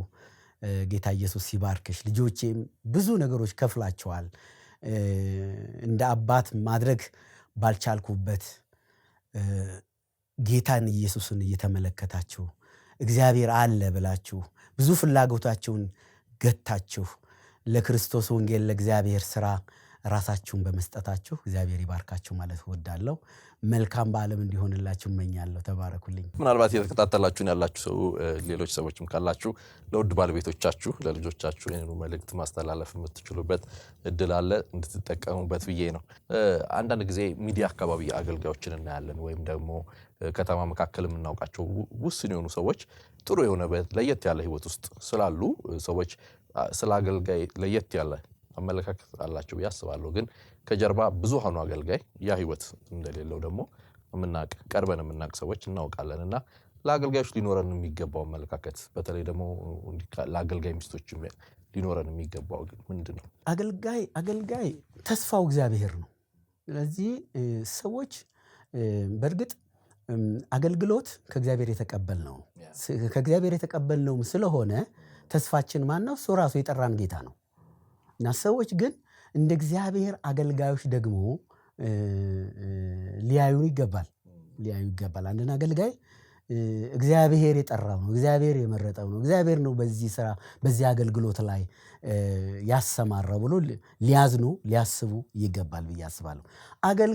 ከአገልጋዩም ደግሞ የሚጠበቅ ነገር አለ። እግዚአብሔርን የሚያሳይ ክርስቶስን የሚመስል ህይወት፣ እግዚአብሔርን የሚያከብር ህይወት ሊኖረው ይገባል። አገልጋይ ክርስቶስን መስሎ ለሌሎች አርአያ መሆን አለበት ብዬ አምናለሁ። እንደ እግዚአብሔር ፈቃድና እንደ እግዚአብሔር ሐሳብ እንደ እግዚአብሔር ቃል ኖሮ አገልጋይነቱን መግለጥ አለበት ብዬ አስባለሁ። ምክንያቱም የክርስቶስን መልክ እንድንመስል አይደለም የተጠራ ነው። ስለዚህ አገልጋይ አገልግሎቱ ላይ ብቻ ሳይሆን ትኩረት ማድረግ ያለበት ማንነቱ ላይ፣ ባህሪው ላይ፣ ህይወቱ ላይ ትኩረት ማድረግ አለበት። ያ ሲሆን የኛ ቤተክርስቲያን የሚጠበቅባትን ነገር ማድረግ አለባት ብዬ አስባለሁ። ህዝቡም ደግሞ እንደ እግዚአብሔር ሰው ጸጋን አይቶ ህይወቱን አይቶ ከእግዚአብሔር ህዝብ የሚጠበቀውን ደግሞ አክብሮት ከእግዚአብሔር ህዝብ የሚጠበቀውን ነገር ደግሞ ጸሎት። ለአገልጋይ እኮ ህዝብ ሲጸልይለት አይዞ ከጎንህ ነኝ ብሎ ሲለው ቀላል አቅም አይደለም የሚፈጥረው። ስለዚህ እንደዛ መሆን አለበት ብዬ አስባለሁ። የአገልግሎት ገጠመኞች አንዳንድ ነገሮችን ካነሳ ብታጫወተኝ ደስ ይለኛል። ምክንያቱም ያው ዛሬ ፈገግ እያልን እየተጫወትን ነው ቆይታ የምናደርገው ምሽቱንና ፍሬን በሌለው መኪና የሄድክበትን ጊዜ ታስታውሳለህ? ያ እውነት ነው። ከአገልግሎት ስትመለስ ይሉንታ ይዞኝ ነው አውቀዋለሁ። እኔ ደግሞ በአውቶ መካኒክ ዲፕሎማ አለኝ፣ የተግባር ዲፕሎማ አለኝ እና አንድ ወቅት ላይ አንድ ቦታ ላይ አገልግዬ ትራንስፖርት ሳይሰጡኝ ቀረ እና እንግዲህ ከዚህ እዛ ድረስ ሄጄ የነበረኝን ብር ጨረስኩት። ውሃ ምናምን ስታደርግ ጨረስኩት ብቻ እና ጌታ ኢየሱስ ይባርክ። ጀማሪ ቤተክርስቲያን ናት፣ ምናልባት አላውቅም፣ ግን ለአገልጋይ ምንም ቢሆን ምንም ትራንስፖርት ያስፈልገዋል ብዬ አስባለሁ። ከዚህ ሄጃለሁ፣ ርቄ ሄጃለሁና እና ስጡኝ ማለት እኔ በጣም ብሞት ይሻለኛል። እኔ አልወድም እንደዛ አይነት ነገር እና ጠበቁ። ግን በቃ ሻንጣይን ወሰድኩኝና ያን ጊዜ በቀለ ሞላ ሆቴል በጣም የታዋቂ እንትን ነው እና እዛ ነበር ያረፍኩት። እዛ ወጣሁኝና ሻንጣይን ይዤ ከ4 ሰዓት በኋላ ያው ይቆጥርብሃል ሆቴሉ 4 ሰዓት ላይ መውጣት ወጣሁኝና በረንዳ ላይ ቁጭ አልኩኝ። እዛ ጌታ ሆይ ብዬ መጸለይ ጀመርኩኝ። በቃ በልቤ እየጸለይኩ ጌታ ሆይ ምንድነው የማደርገው እያልኩ በጣም እየጸለይኩ እያለ አንድ ወንድም አባት ናቸው፣ በጌታ በጣም የሚወዱ የሚያገለግሉ ናቸው። አቶ አለማየሁ ይባላሉ እና እሳቸው መኪና እየነዱ ሌላ ከተማ አገልግለው ሲመጡ እንረፍ ሻይ ቡና ብለን በዛው እናልፋለን ብለው እዛ ገቡ ማለት ነው። በቀለ ሞላ እና ሲያዩኝ ተጌ ደህና ነው እንዴት ነው ምናምን አሉኝ። ደህና ምን ተጠብቃ ምንድነው አሉኝ። አይ በቃ ዝም ብዬ ቁጭ በኋላ ገባቸው አገልጋይም ስለሆኑ ገባቸው። በኋላ በቃ አብረን እንሄዳለን አሉኝ። እሺ አልኩኝ። ጉዞ ተጀመረ። ሻይ ቡና ካልን በኋላ ጉዞ ተጀመረ። በኋላ እየነዱት መኪናውን ሃንድ ብሬክ የእጅ ፍሬን ነው የሚይዙት። ከሩቅ መኪና ሲያዩ የእጅ ፍሬን ይይዛሉ እና ስፖንጅ ፔዳል ይባላል። ይሄ እንትኑ ፍሬኑ አይሰራም። እንዲህ ስለሆነ በቃ ዝም ብሎ ላጥ ብሎ ነው የሚሄደው። አየሁት ማለት ነው እንደዚህ ብዬ እና እቺ ፍሬን ለምን ነው የሚጠቀሙት ብዬ ሳይ ለካ ፍሬን የለውም። አዎ እንዲህ ሲሉት ታች ነው የሚወርደው። ወይኔ ተገኘ ያልኩ ወጥቼ እንደዛው ቁጭ ብል ይሻለኝ ነበር። ከዛ መጸለይ ጀመርኩኝ። በቃ ንስሐ ትገባለህ ምን በቃ ሰባት ደግሞ ትልቅ አገልጋይ ናቸው። አሁን እዛ ቦታ ላይ ለምን እንደዚህ ማለት አልፈለኩም። በቃ ይሉን ታያዝን ከሩቅ መኪና ሲያዩ እጅ ፍሬን ይይዛሉ፣ ቀስ ብሎ ያወርዳሉ። እንደዚህ እየተደረገ መጣ ዝም አልኳቸው። በቃ ነፍሴ እንትን እያለች ማለት ነው። ከዛ በኋላ ለጌታ ነፍሴን አስረከብኩኝና በቃ የፈለገ ነገር ይሁን ብዬ ወሰንኩ። በቃ ከዛ ሞጆ ደረስን። ሞጆ ስንደርስ ልክ ሞጆም ደግሞ ነበር በቀለ ሞላ እና እዛ አስገቡና አቆሙት። እዛ ገና ሲወርዱ ፍሬኑን እዚህ ማሰራት እንችላለን አልኳቸው። ለምን ትናገራለህ? ለምን ትናገራለህ? ምክንያቱም እነዚህ አያውቁም እኮ ፍሬን እንዳለ። ከኋላችንም ደግሞ ሌላ ሰው ነበረ፣ ሌላም ሰው ነበር፣ ሌላም ፓስተር ነበር እና እነሱ አያውቁም። እነሱ በሰላም ነው ዝም ብለው ይሄዳሉ። እኔና መማር ጉርቶ አንድ ጊዜ እውቀት ከባድ ነው፣ በጣም ከባድ ነው። እዳ በኋላ ለምን ትናገራለህ? አይ ቀላል ነገር ነው። ዘይት ገዝተን በቃ አየሩን አስወጥቶ እዚህ መስራት ይቻላል። በቃ የኔን መኪና ማንም ሰው እንትን አይነካውም አሉ። በእውነት ሌላ አንድ ልጅ ነበረ እዚህ ጋራዥ እንትን ያለው እሱ ነው የሚነካው። የእሳቸው መኪና ማንም አይነካው። ደወሉለት እንደ እሱ ደግሞ በጣም የገረመኝ ነገር እንደምንም ብለው ምንድነው ደብረ ዘይት ድረስ ከሞጆ እስከ ደብረ ዘይት ያለ ፍሬን እንደገና እዛ እንዴት እንደዛ ሊል ቻለ? በጣም ገረመኝ ማለት ነው። ከዛ የተመጣበት ሐሳብ አለ እንደምንም ብለው ደብረ ዘይት ድረስ ምናምን አላቸው። እንደዛ አለኝ አለው አለሱ። አዎ መካኒኮት ነው። አዎ ወይ መካኒክ ገረመኝ ማለት ነው። አንተ እኮ በቃ እዛው እኔ እመጣለሁ ምናምን ትላለህ እኮ ምክንያቱም አክሲደንት ይፈጠራል ምናምን። ከዛ በቃ አሁን ስለወሰንኩኝ እኔ በቃ ፈለገ አብሬያቸው በቃ ወደ ጌታን ብንሄድ አብረን ነው የምንሄደው ብዬ ወሰንኩ ማለት ነው። ከዛ በቃ መጣን፣ እስከ ደብረ ዘይት ድረስ መጣን። እዛ እሱም መጣ፣ ሰርቶት አስተካከለው። እኛ እሱ እስኪሰራ ድረስ ሻይ ቡና እያለን ቆየን። ከተሰራች በኋላ አብረን መጣን። በጣም የሚገርም ነገር እስከዛሬ ድረስ አልረሳውም። እሳቸው በጣም የተባረኩ አባት ናቸው። 250 ብር ሰጡኝ፣ አልረሳውም እስካሁን። እንግዲህ ቤተክርስቲያን እንትን ያለችኝን ነገር እግዚአብሔር በሳቸው እና በቃ ብርቱካን ምናምን ይዤ ለልጆቼ ይዤ ገባሁና አልረሳውም። እና ያ አጋጣሚ እንዲህ እየተደረገ ነው አገልግሎት የተላለፈው። እግዚአብሔር ይመስገን።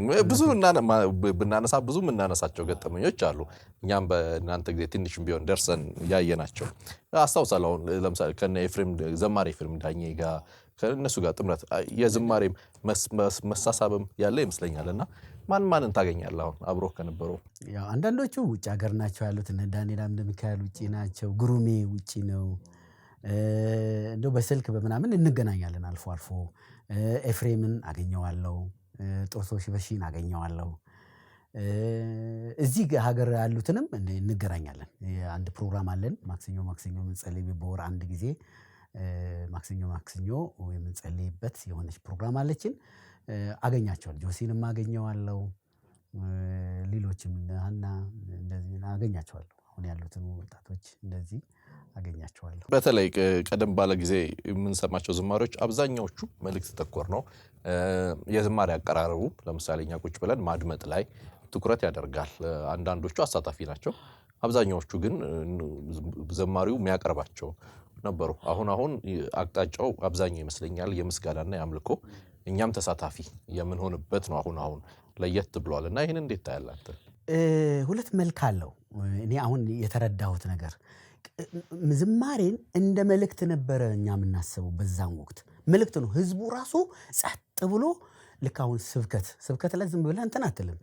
ስብከትን በደንብ ታዳምጣለህ፣ መልእክት ትይዛለህ ምናምን እንደዚህ። መዝሙርም ስንዘምር ጸጥ ብሎ ነው የሚያዳምጡት። እዛ ውስጥ መልእክት አለ ብሎ ነው ህዝቡ የሚያምነው። እኛም ደግሞ ለህዝቡ የሚሆን ምንድነው ጌታ ሆይ መዘመር ያለብኝ ብለን ጸልየን እነዚህ መዝሙሮች እንደውም የመጀመሪያው ላይ እንዲዘመራሉ ንስሐ ሊሆን ይችላል ምናምን እንዴ በቃ እንደ መልእክት አስበነው ነው ጸልየን ሄደን የምንዘምረው። ዛትስ ዋይ በጣም ጠንካራ በቃ የእግዚአብሔር ክብር ይገለጥ የነበረው ለዚህ ይመስለኛል። ህይወት ለዋጭ የሚሆነው እንዲህ ሲሆን ይመስለኛል። እና በኋላ ደግሞ አንድ ላይ ደግሞ እናስመልካለን፣ ይዘምራል ህዝቡ። በቃ ከአቅሙ በላይ ሲሆን መልእክቱ አብሮ ደግሞ ይዘምራል። አሁንም እንደዛ አይነት እንትን አለ። በእርግጥ ህዝቡ ደግሞ አብሮ የሚያመልክበት ሁኔታ አለ በአሁኑ ጊዜ። እና መልእክት እንደሆነ ነው ህዝቡ ያስብ የነበረው። እና ካሴት እንደዚህ በቴፕ የሚቀርጹ ሰዎች አሉ። ገጠር ስንገባ ሁሉም ካሴቱን ይይዛል። አንተ ስትጀምር ጣጣጣጣጣጣ ይከፍታሉ። ይሄ በቃ ይቀረጻል። ያንን ነው እየሰሙ ደግሞ የሚጽናኑት እነሱ ሌላ ጊዜ ማለት ነው። እና የተለየ ጊዜ ነበር። እና ምንድነው አብሮ ማስመለክ እንዳለ ሆኖ ጥሩ ነው። አብሮ ማስመለክ ጥሩ ነው። አብሮ ማምለክ አለበት ህዝቡ ብዬ አምናለሁ። አሁን በሚደረገው ነገር ግን እንደ መልእክት መታሰብ አለበት። መልእክት ነው። አንዳንድ ጊዜ የንስሐ መልእክት እኮ ዘመር ሊለው ይችላል ዘማሪው። እና እዛ ውስጥ ንስሐ የሚገቡ ሰዎች ሊኖሩ ይችላሉ። እና አንዳንዴ ደግሞ የሚያበረታ አይዞህ፣ በርታ፣ ጽና የሚል መዝሙር ሊሆን ይችላል። እና እዛ ውስጥ መልእክት አለ። በተለያዩ ጥያቄዎች ውስጥ ሆነው ነው ሰዎች የሚመጡት። ለዛ አድሬስ የሚያደርግ ዝማሬ መልእክት እግዚአብሔር ሊሰጠን ይችላል። እና ያንን ነው ማቅረብ የሚገባው። እና ሚዛናዊ መሆን አለበት ብዬ አስባለሁ። እንደ መልእክት መታሰብ አለበት። ስናመልክ ደግሞ አንድ ላይ ማምለክ አለብን ብዬ ያንን ነው ማስበው። እስቲ ዝማሬዎች ላይ እንጫወት። በተለይ ደግሞ 91 አይደለ የመጀመሪያ ቁጥር የወጣው እዛ ላይ ብዙዎቻችን የምንወደው አሁንም ድረስ በተለያዩ መድረኮች ላይ ይዘመራል። ነጌታው ቃልም ባለፈው አሜሪካ በነበራቸው የዝማሬ እንትን ላይ እንደገና ዘምሮት ቀርቦ ነበር። በዓይኖች ከታየው በጣም ልዩ ዝማሬ ነው። የተጻፈበት የተለየ ምክንያት አለ? በዓይኖች ከታየው አለው በጣም በዓይኖች ከታየውን የተቀበልነው እኔና ቀደም ያልኩህ ወንድሜ ሀብታሙ ጋለ 1-2 ቀን ነው ምናምን ሳንበላ ቆይተናል። በቃ ማለት የምናልፍባቸው ነገሮች ከባድ ነበሩ እና አልበላንም። እና ልክ 7-6 ሰዓት ምናምን አካባቢ ሁለተኛው ቀን ላይ ይመስለኛል ብሔራዊ ቲያትር አካባቢ ነበርን። እንደዛም ሆኖ አገለግላለሁ። እንደዛም እንትን እያል እንመሰክራለን ምናምን መሰክራለሁኝ፣ አገለግላለሁ ተለያየ ቦታ። ግን ያው ከባድ ነበረ የምናልፍባቸው መንገዶች። እና እሱ አልቻለም። በጣም እንትን ብሎት ለምን ጌታ እንደዚህ እንትን ይለናል አይነት ነገር ወደ ማጉረምረም አለ አይደለም፣ እንደዛ አይነት ነገር ውስጥ እንትን አለ ማለት ነው። እያወራን ደግሞ ልክ 6:30 አካባቢ መካኒሱስ 5 ኪሎ መካኒሱስ አንደርግራውንዱ ላይ የጸሎት ቤት ነበረች። እሷ ቤት በእውነት መካኒሶች እግዚአብሔር ይባርካቸው። ያቺ የጸሎት ቤት በጣም ብዙ የጠቀመችኝ የጸሎት ቤት በጣም እውነቴን ነው የምልህ። በዛ ዘመን የጸሎት ቦታዎች በአብዛኛው ዝግም ነበረ። የተለያየ እንትን ነው። እና ሄደን እንጸልያለን። ሄጄ ጸልያለሁ እዛ። እና እንሄድ እዛ እንጸልይ፣ ጌታ ታማኝ ነው ምናምን እያልኩት እየተራመድን እየሄድን እያለ ልክ 5ኛ ፖሊስ ጣቢያ አካባቢ እግዚአብሔር እኮ ካየን ይበቃናል አልኩት። ጌታ ካየን ይበቃናል። እግዚአብሔር ካየን ምንም አይደለም። በቃ ይሄ እግዚአብሔር መልካም አምላክ ነው። እግዚአብሔር ታማኝ አምላክ ነው። እግዚአብሔር ይባርከናል። እሱ አይቶን ደግሞ በዚህ ውስጥ ካለፍን እሱ ደስ ይበለው እንጂ ምንድነው ችግሩ? በቃ እያልኩ ስል በዓይኖች ከታየው ምን እፈልጋለሁ እያልኩ ማንጎራጎር ጀመርኩ ማለት ነው። ወዲያውኑ እሱ ምን ይለኛል? እንዳትረሳት ይችን ዜማ እንዳትረሳት አለኝ። እንዳትረሳት አለኝ። በጣም ጎበዝ ነው። በዛን ጊዜም የነበረው ይሄ ለዜማ ያለው እንትን የተለየ ነውና እንዳትረሳት አለኝ ሲለኝ ያን ጊዜ እንግዲህ መቅረጫም የለ ያሁን ሞባይል ላይ እንኳን እንትን ብለህ እንትን ትቀርጻለህ። ያን ጊዜ እኮ ዜማ መጣ በአእምሯችን ነው እያሰላሰል ነው እንትን እንላለን።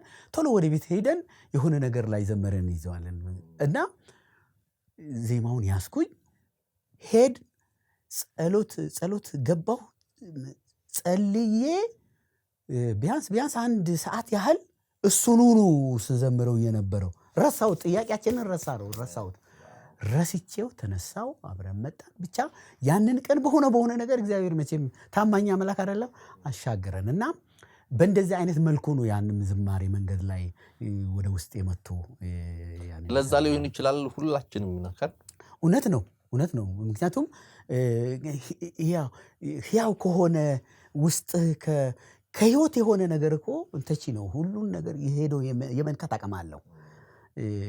በተለያዩ ነገሮች ውስጥ አልፈን የምንቀበላቸው ዝማሬዎች ሌሎችንም ሰዎች በዛ አይነት መልኩ የሚያልፉትን ሰዎች የመንካት አቅም አለው። እናንጎራግሮ እንዴ ተመልካቾች አብራችሁን እንድታመልኩ ጥሪ እናደርግላችኋለን። እየተከታተላችሁ ያላችሁት ኪያ ሾው ነው። ልዩ የስቅለት በዓል ምክንያቱን በማድረግ በዚሁ በስቱዲዮአችን ውስጥ ከዘማሪ መጋቢ ተገኔ ቦጋለ ጋር ጨዋታ እያደረግን ነው።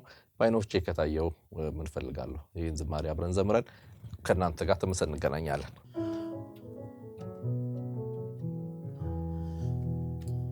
በዓይኖቼ ከታየው ምን እፈልጋለሁ ኤልሻዳዩ ጌታ ባንተ ታመናለሁ እደገፍካለሁ። በዓይኖቼ ከታየው ምን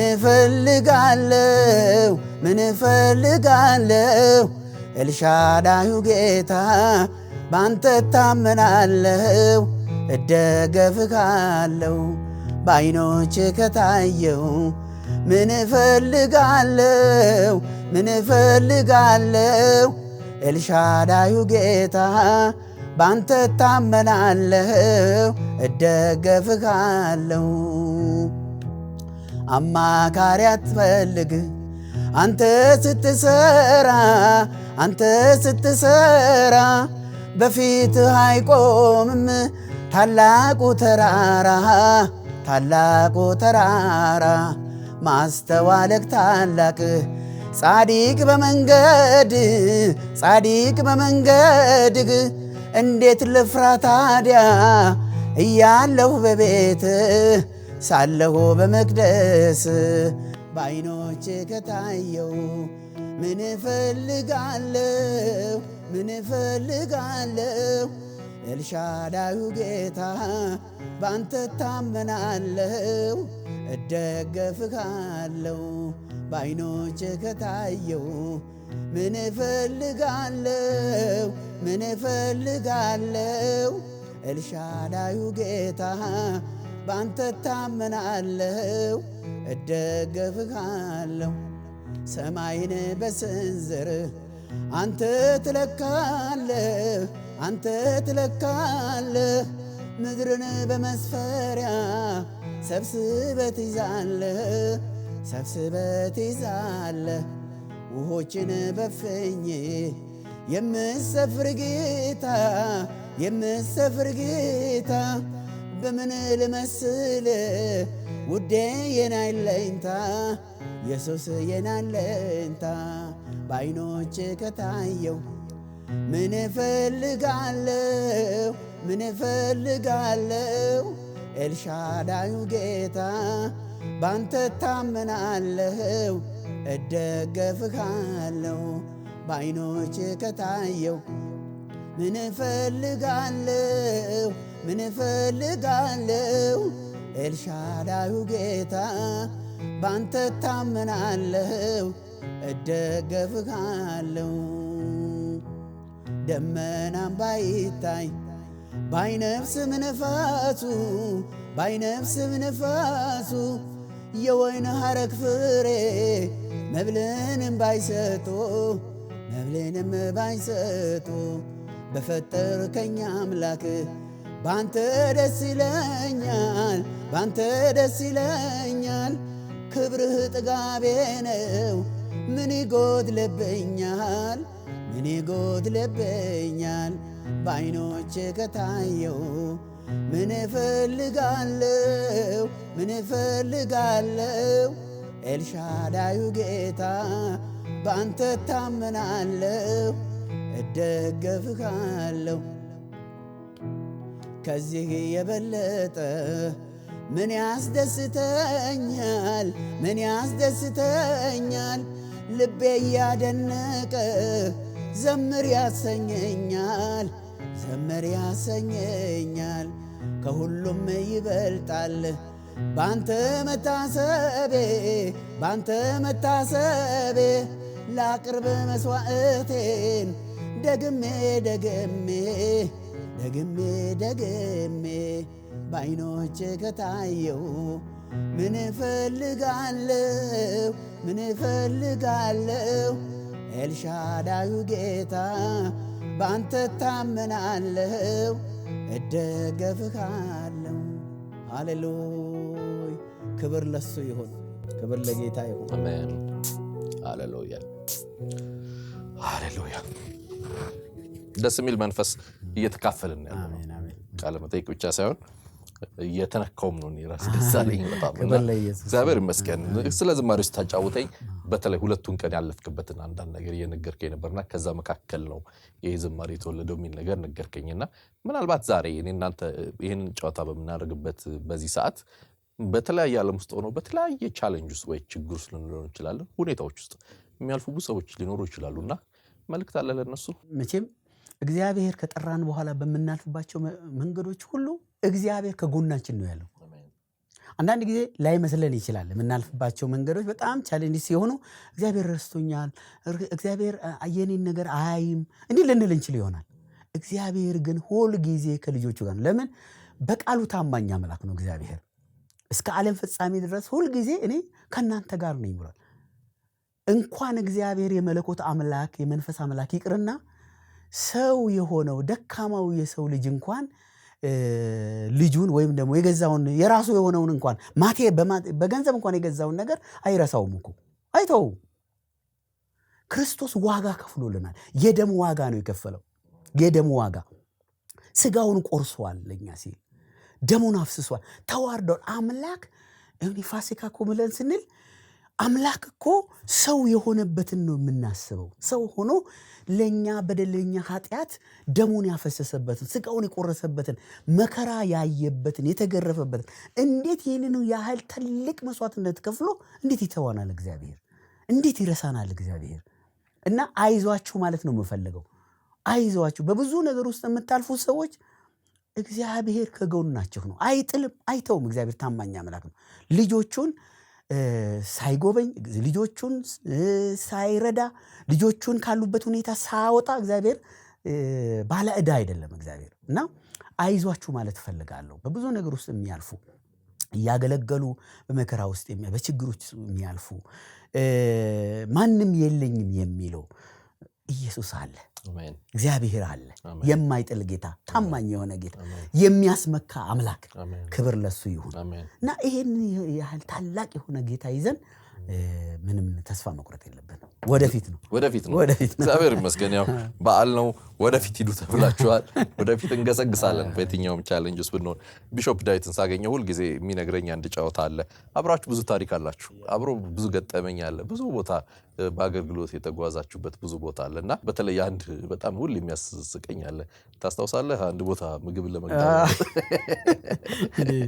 ለይ በጣም ወደው በጣም ማከብረው ቢሾፕ ነው እና እግዚአብሔርን አመሰግናለሁ ስለሱ እና በዛን ዘመን ያው እንግዲህ ሁላችንም በብዙ ነገር ውስጥ ምናልፈው እሱ በብዙ ነገሮች ውስጥ ያልፍ ነበርና ካስቴራዋ ጋር ሆኖ ነውና ከባለቤቱ በጣም እንወዳተታችን ከሷ ጋር ሆኖ እና ሁሌ ይጋብዘኛል። ያው እሱ ደግሞ በጣም እንደው ጌታ ረድቶታል እና ብዙ ጊዜ እሱ ነው የሚጋብዘኝ እና አገልግለን የሆነ ቦታ አገልግለን እኔ ዛሬ ጋብዛቸዋለሁ አልኳቸው።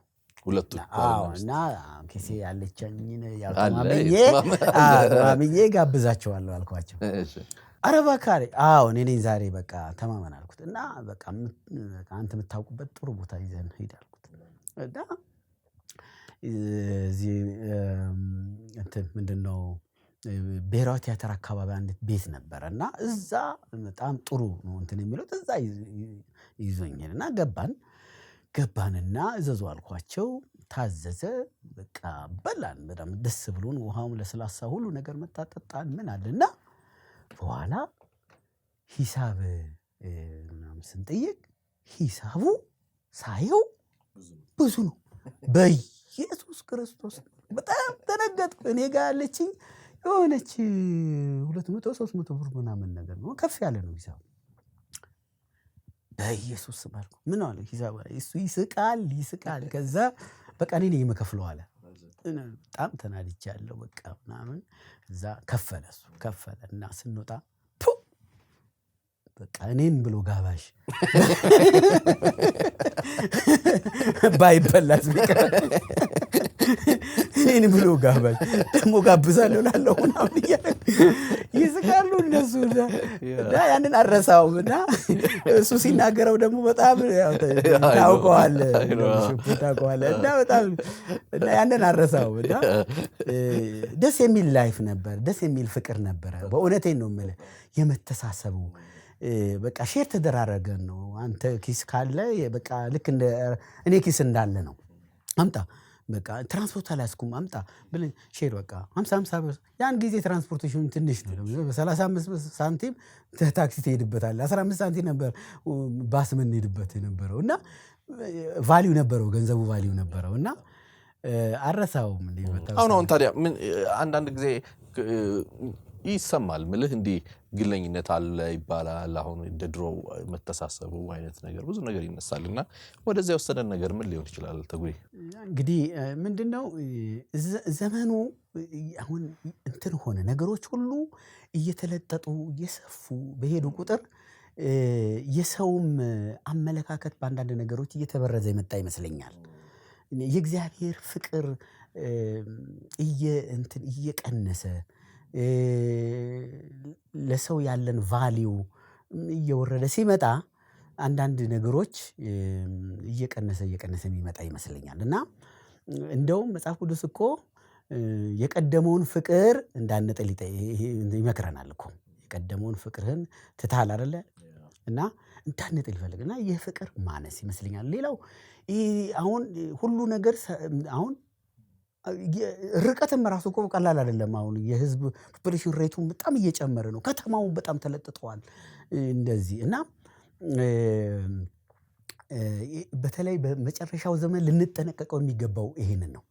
ቀድሞ የነበረንን ፌሎሺፕ፣ ቀድሞ የነበረን ፍቅር ልንጠብቀው ይገባል። እርስ በርስ ያለንን ፍቅር የአስተምሮትም እንትን አንዳንድ ነገር ላይ በጣም ልዩነት እየተፈጠረ መጥቷል አሁን እና ጥንቃቄ ማድረግ አለብን። በክርስቶስ ያገኘነውን ፍቅርና አንድነት ጠብቀን ነው መሄድ ያለብን። የተማርን ያወቀን እየመሰለን ቀድሞ የነበረንን ነገር እየጣልነው ያለን ይመስለኛል እና ከሱሱን መጠበቅ አለብን ብዬ አስባለሁ። አሁን ይመስለኛል ላለፉት 10 ዓመታት አካባቢ ወሎስፈር አሴምብሊ ኦፍ ጋድ ቤተክርስቲያን በመጋቢነት ያገለገልክ ነው አይደለ? በዋናነት ስለሱ አጫውተኝ እስቲ። እንግዲህ አንድ 10 ዓመት ሆኖኛል እዛ ጆይን ካደረኩኝ እና አንድ 3 ፓስተሮች ነን እዛ ያለነው በዛ እናገለግላለን እና የመጋቢነት አገልግሎት ቀላል ነገር አለ። ቁጭ ብለህ ፍሬን የምታይበት ነው። እኛ በዝማሬ አገልግሎት ሌላ ቸርች ሌላ ከተማ እየሄድን አገልግለን ብዙ ዋጋም ከፍለህ ታገለግልና ትመጣለህ። ግን ፍሬዎችህን የሚያዩት ሌሎች ሰዎች ናቸው እና በመጋቢነት አገልግሎት ስታገለግል ግን ፓስተርነት አገልግሎት ቁጭ ብለህ ደህንነት ታስተምራለህ፣ ክትትል ታያለህ። እዛ የሚያድጉ ወጣቶችን ትንሽ ልጆችን ስታይ የሆነ በጣም ልዩ የሆነ ደስታ ነው የሚሰማ እና እኔ ሳገለግል አሁን ደስ እያለኝ ልጆችን ሳይ በቃ እነሱ ላይ ኢንቨስት ማድረግ እነሱን ማሳደግ ደስ ይላልና በእንደዚህ አይነት መልኩ ቁጭ ብዬ ፍሬን የማይበት በእርግጥ ወጣለሁ የተለያየ ቦታ እንደው እግዚአብሔር በከፈተልኝ መንገድ ክፍለ ሀገርም የተለያዩ ቦታዎች እንደዚህ እየወጣ አገለግላለሁ። ግን ቁጭ ብዬ ፍሬን የማይበት ቦታ ነው የሆነልኝ እና እግዚአብሔርን ስለዚያች ቤተክርስቲያን እጅግ አድርጌ አመሰግናለሁ። እግዚአብሔር በሁሉ እንደወደደ ይሰራል እረዳለሁ። ለምሳሌ ግን አንተ ረጅም ዓመት የአገልግሎት ልምዱም አለ በዛ ውስጥም አልፈሃልና ወደ መጋቢነቱ ሲመጣ አንዳንድ ሰዎች እነሱ የሚመሯትን አጥቢያ ቤተክርስቲያን ተክሎ የወንጌል ስራ የማስቀጠል ነገር አላቸው። አንተ ግን ያው ቀድሞ የነበረች ትልቅ ቤተ እምነት ስለሆነች እዛ ስር ነው ያለኸውና ምን ይመስላል ልዩነቱ? እንዴት እሱን መረጥከው? በራስህ ከመሄድ ይልቅ በእንደዚህኛው አገልግሎት ውስጥ ምንድነው ያው እንግዲህ በዝማሬም አገልግሎት ቀድሞ ሳገለግል እግዚአብሔር አንዳንድ ጊዜ ያዘጋጀኝ ነበር። ወደፊት በእንደዚህም አይነት አገልግሎት እንደማገለግል በእግዚአብሔር ቃል እንደማገለግል እግዚአብሔር ይናገረኝ ነበር፣ ቀድሞ ይናገረኝ ነበር እና በዝማሬ አገልግሎት እያገለግልኩ ክፍለ ሀገር እያገለገልኩ አንዳንድ ጊዜ የተጋበዙ ሰባኪዎች ይቀራሉ። እኔን ደግሞ እግዚአብሔር ቀድሞ ወይ 2-3 መልእክቶች ይሰጠኛል።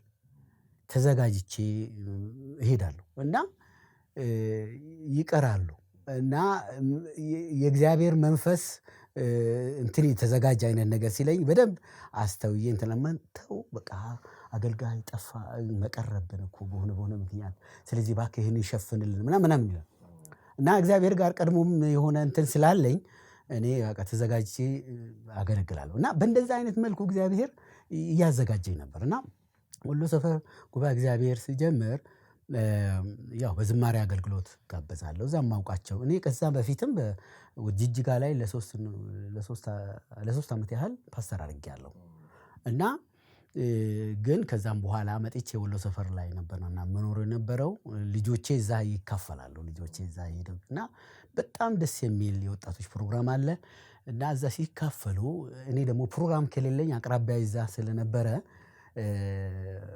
ፕሮግራም ከሌለኝ ሄጄ እዛ አመልካለሁ፣ ሄጄ ጸልያለሁ፣ አመልካለሁ እና እዛ ሳገለግል እዛ አዩኝ። ለምን አታገለግለንም የሚል ተጀመረ። እዛ ማገልገል ጀመሩ። በዝማሬ የቃል ጊዜ ተሰጠኝ በቃል እና አይተውኝ በቃ ማለት እዛ ያለኝን አገልግሎት እንትን ብለው በዛም በኋላ ነው ወደዚህ አገልግሎት አብሬያቸው እንዳገለግል ፈቃደኛ ሆነው እድሉን ይሰጡኝ ማለት ነው። የጅጅጋውን አላውቅም ነበር። ዛሬ አሁን አንተ ስትጫውተኝ ነው የሰማሁት።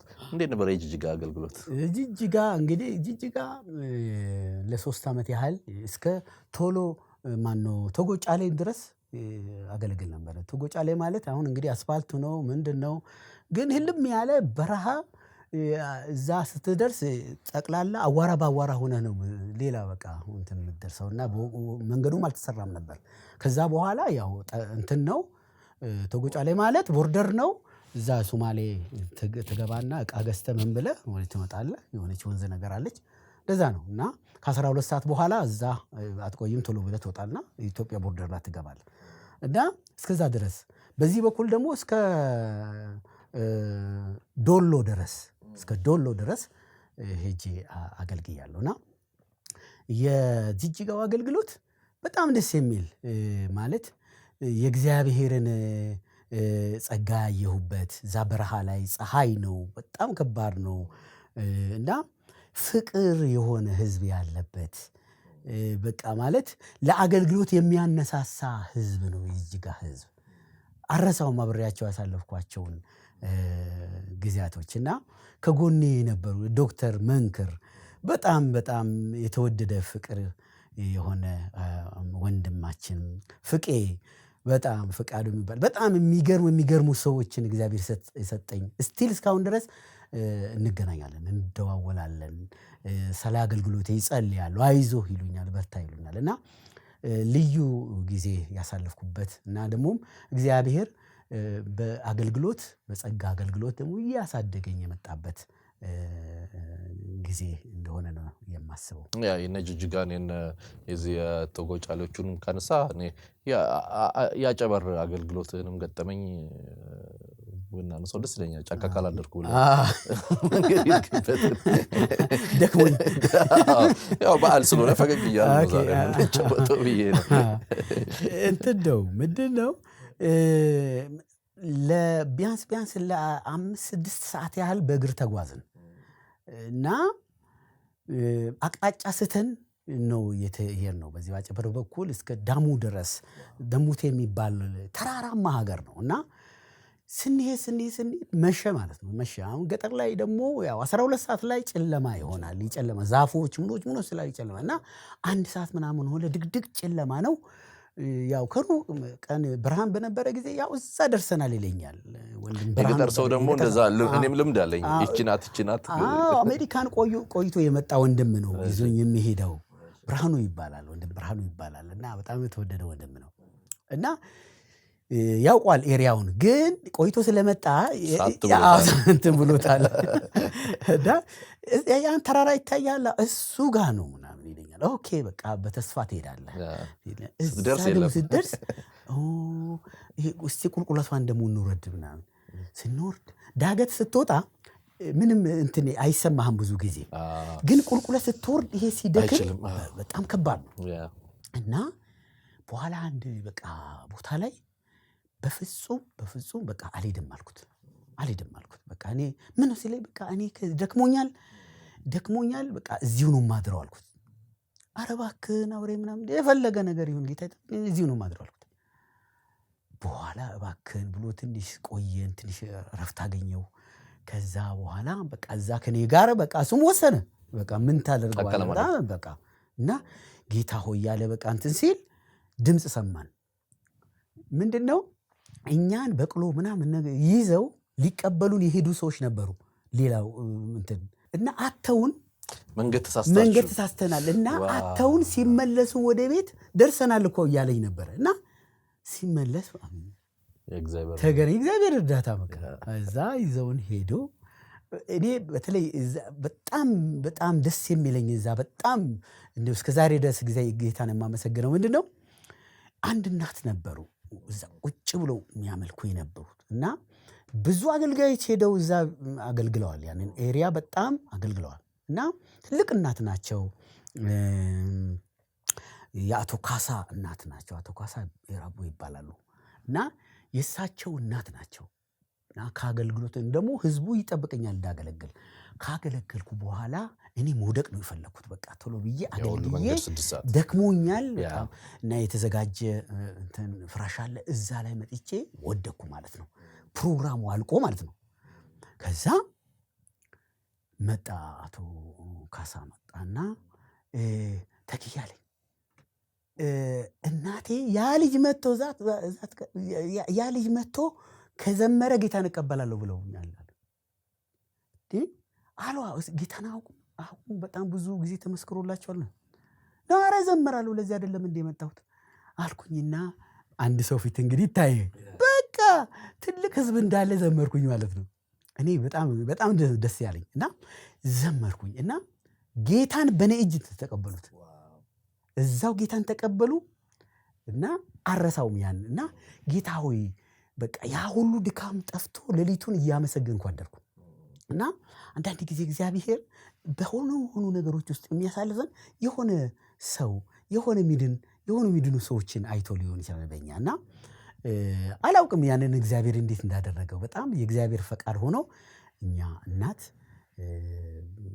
ጌታን ተቀብለው እንትን ብለዋልና ያለኔ እንደ ቀጣይ ለሆኑ ፕሮግራሞች ከዛም በኋላ ዳሙ ሄድን ከዛም በኋላ እስከ ቡታጀራ ድረስ በዛ አቋርጠን ሄደናልና እነዛን አገልግሎቶች እሳቸውን እያሰብኩ ነው ጌታን እያመሰገንኩና ደስ ይላል እንደዚህ ፍሬ ያየስታገለግል ተግዳሮት ቢሆንም ግን ደግሞ በዛው ውስጥ ደግሞ የእግዚአብሔር ነገር ሲገለጥ በጣም ደስ የሚል ነገር ነው ካነሳልኝ ግን እንደ የተለያዩ ቦታዎች ላይ የሄድክ ታገለግላለህ በተለይ ያን ወቅት ላይ ምንም አይነት የማንነት ጉዳይ ዋና ጉዳይ አይደለም የቋንቋ ጉዳይ ዋና ነገር አይደለም ሁሉም አገልጋይ የተነሳ ወደ ሰሜንም ወደ ደቡብ ወደ ምስራቅ ወደ ምዕራብ እየሄደ በፍቅር የሚኖርበት ጊዜ ይመስለኛል ከቅርቡ ጊዜ ወደዚህ ግን አንዳንድ የምንሰማቸው ነገሮች አሉ የሚፈትኑ አይነት ንግግሮችና በተለይ ከማንነት ከቋንቋ የተለያየ ነገር በቤተ ክርስቲያንም አካባቢና እንዲህ አይነት ነገሮችን ስታይ ምን ይሰማል? አሬ በጣም ነው የሚሰማኝ። ማለት ያሳዝናል። ማለት በተለይ የእግዚአብሔር ሕዝብ ይሄ ማለት ጌታ ከነገድም ከቋንቋም ዋጅቶ ለአምላካችን መንግስትና ካህናት አደረገን ነው የሚለው። እኛ በተለይ ቤተ ክርስቲያን መጠንቀቅ ያለባት በዚህ ዘመን ከዚህ ነው። በጣም መጥፎ የሆነ መርዝ ነው ሰይጣን ምድር ላይ ያመጣው መርዝ ነው። ማለት ክርስቶስ አንድ ያደረገውን በደሙ አንድ ያደረገውን ሕዝብ በእንደዚህ አይነት መልኩ ለመለያየት ሰይጣን የሚጠቀምበት ወይ ነው ማለት ነው። እና ቋንቋ መግባቢያ ነው። እኔ 5 ቋንቋዎች ባቅ 7 ቋንቋዎች ባቅ ይጠቅመኛል እንጂ የሚጎዳኝ ነገር የለም። እና ሄጄ እኔ አንድ ጊዜ ያጋጠመኝ ልንገር። ግንደ በረት የሚባል ቦታ እንግዲህ መንገዱ በጣም ከባድ ነበር በዛን ዘመን። አሁን መንገዶች ተሰርተዋል። በጣም ለወንጌል እኮ በጣም የተመቸ ሁኔታ ነው አሁን ያለው በጣም እና ሄድኩኝና በእንትን ነበር ሄሊኮፕተር ምናምን ብርሃነ ወንጌሎች ነበሩ እና እነሱ በሄሊኮፕተር ይከራዩና ይወስዱናል እዛ እና ማታ ላይ 11 ሰዓት ላይ ደግሞ ከዛ ፒክ ያደርጉናል እና እንደዛ ነበር የምናገለግለው። እና በዛ ገጠር ውስጥ ወደ 3000 4000 ህዝብ ከየት እንደሚመጣ ነው ይገጣል ይላል ሜዳው። እና እየዘመርኩ ጉባኤው ጸጥ ብሏል እና ሁኔታውን አየሁኝና ምሳ ሰዓት ላይ አማርኛ ይሰማሉ ይናገራሉ ወይ ብዬ ስጠይቅ አይ አማርኛ እኮ አይሰሙም አሉ ማለት ምንድነው ኦሮምኛ ነው የሚሰሙት። በኦሮምኛም የሚዘምር ዘማሪ አለ። ስለዚህ ምን አደረኩኝ? አንድ መዝሙር አለች ጉልበቴ ሆይ እወድሃለሁ የማይታለፈውን ባንተ አልፌዋለሁ የሚል እና በኦሮምኛ አስተረጎምኩት እዛው እና ይወጣት እንደዘመን ደስ ይላል። ወዳውኑ ዜማው በዛው ዜማ ነው የተተረጎመው እና እዛው ጽፎ ሰጠኝ ከቁጥር ጋር አድርጎ እዛው ሰጠኝ።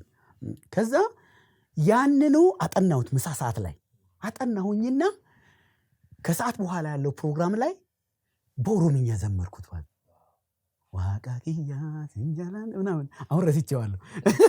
እና ጉባኤው እንደዚህ ተነሳ ማለት ነው። በቋንቋ እኮ መገልገል ምንም ኃጢአት የለውም። ግን ትልቁ ችግር መሰለ አንተ የኔ ወገን ነህ አንተ የዛ ወገን ነህ ብሎ በጎራ መከፋፈል። ይሄ በጣም ትልቅ ኃጢአት ነው። እግዚአብሔር የሚጠየፈው የክርስቶስንም ደም የሚያክፋፋ ነው። በጣም ትልቅ ኃጢአት ነው። ክርስቶስ የሞተለትን ክርስቶስ ዋጋ የከፈለለትን ሰው በቋንቋ ምክንያት ማግለል በጣም ትልቅ ኃጢአት ነው። ክርስቶስ የከፈለውን መስዋዕትነት ማቅለል እንደሆነ ነው የማስበው። ምክንያቱም እኛ አንድ ነን። እንኳን በክርስቶስ ኢየሱስ አንድ የሆነን ሕዝብ ይቅርና ማንንም የመጥላት ማንንም የማግለል መብት የለንም እኛ። ማንኛውንም ሰው ክርስቶስ ፍቅር ነው። ክርስቶስ እኮ ለሁሉም ነው የሞተው። አሁን ፋሲካ አይደለም እያከበርን ያለ ነው። ጌታ እኮ የተማረ አላለም ያልተማረ አላለም ገበሬ ከተሜ አላለም ነጭ ጥቁር አላለም። ለሰው ልጆች ሁሉ ነው ደሙን ያፈሰሰው። ሰውን ሁሉ በሱ ፍቅር እንድናይ ነው እንድንራራ ነው የሚፈልገው። እና ቤተ ክርስቲያን ከዚህ አይነት ክፉ ደዌ ራሷን መጠበቅ አለባት ብዬ ነው የማስበው። እና አንዳንድ ጊዜ አንዳንድ ቦታ ላይ ጎሳ የሆነ እንደዚህ አይነት የወረደ ነገር ውስጥ ሰዎች ገብተው ሳይ በጣም አዝናለሁ። እንደውም ክርስቶስ አልገባቸውም ብዬ ነው የማስበው። እንደነዚህ አይነት ስሜት ውስጥ ያሉ ሰዎች ገና የክርስቶስ ወንጌል የገባቸው ናቸው ብዬ ለማለት በጣም ይከብደኛል። ጥንቃቄ ማድረግ አለባት ቤተክርስቲያን በዚህ ዘመን እና እንደ ልባችን ወተን ገብተን አለማገልገል በጣም ያሳዝነኛል። ቀድሞ እኮ ገጠር ገብተን ምንድነው ብሔርህ ምንድነው ቋንቋ የሚል ነገር የለም። በፍቅር ተቀብለውን በፍቅር አገልግለን እኛም ያንን ሕዝብ አክብረን የሚያቀርቡልንን ተመግበን በሚያሳድሩን ከሻም የሆነ መደብ ላይ አድረን እንደዛ ነው ያገለገለው። ያ በጣም ጌታን ደስ የሚያሰኘው ነው የሚመስለኝና ያንን መንፈስ እግዚአብሔር ይመልስልን።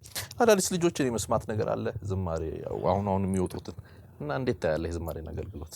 በጣም የሚገርም ታለንት ያላቸው ልጆች ተነስተዋል በዚህ ዘመን። ይገርመኛል ማለት እግዚአብሔር ለትውልዱ እግዚአብሔር በየትውልዱ ሰዎችን እንደሚሰጥ አገልጋዮችን እንደሚያዘጋጅ አያለሁኝ እና ስለነሱም እግዚአብሔርን በጣም አድርጌ አመሰግናለሁ። እና ያው እንግዲህ ዝማሬ አገልግሎት ላይ የምንዘምረው የምናገለግለው ለጌታ ነው እና ሰዎችን የወንጌል አገልግሎት ነው የተልእኮ ነው ዋናው ትልቁን ተልእኮ ነው እያገለገልን ያለ ነው።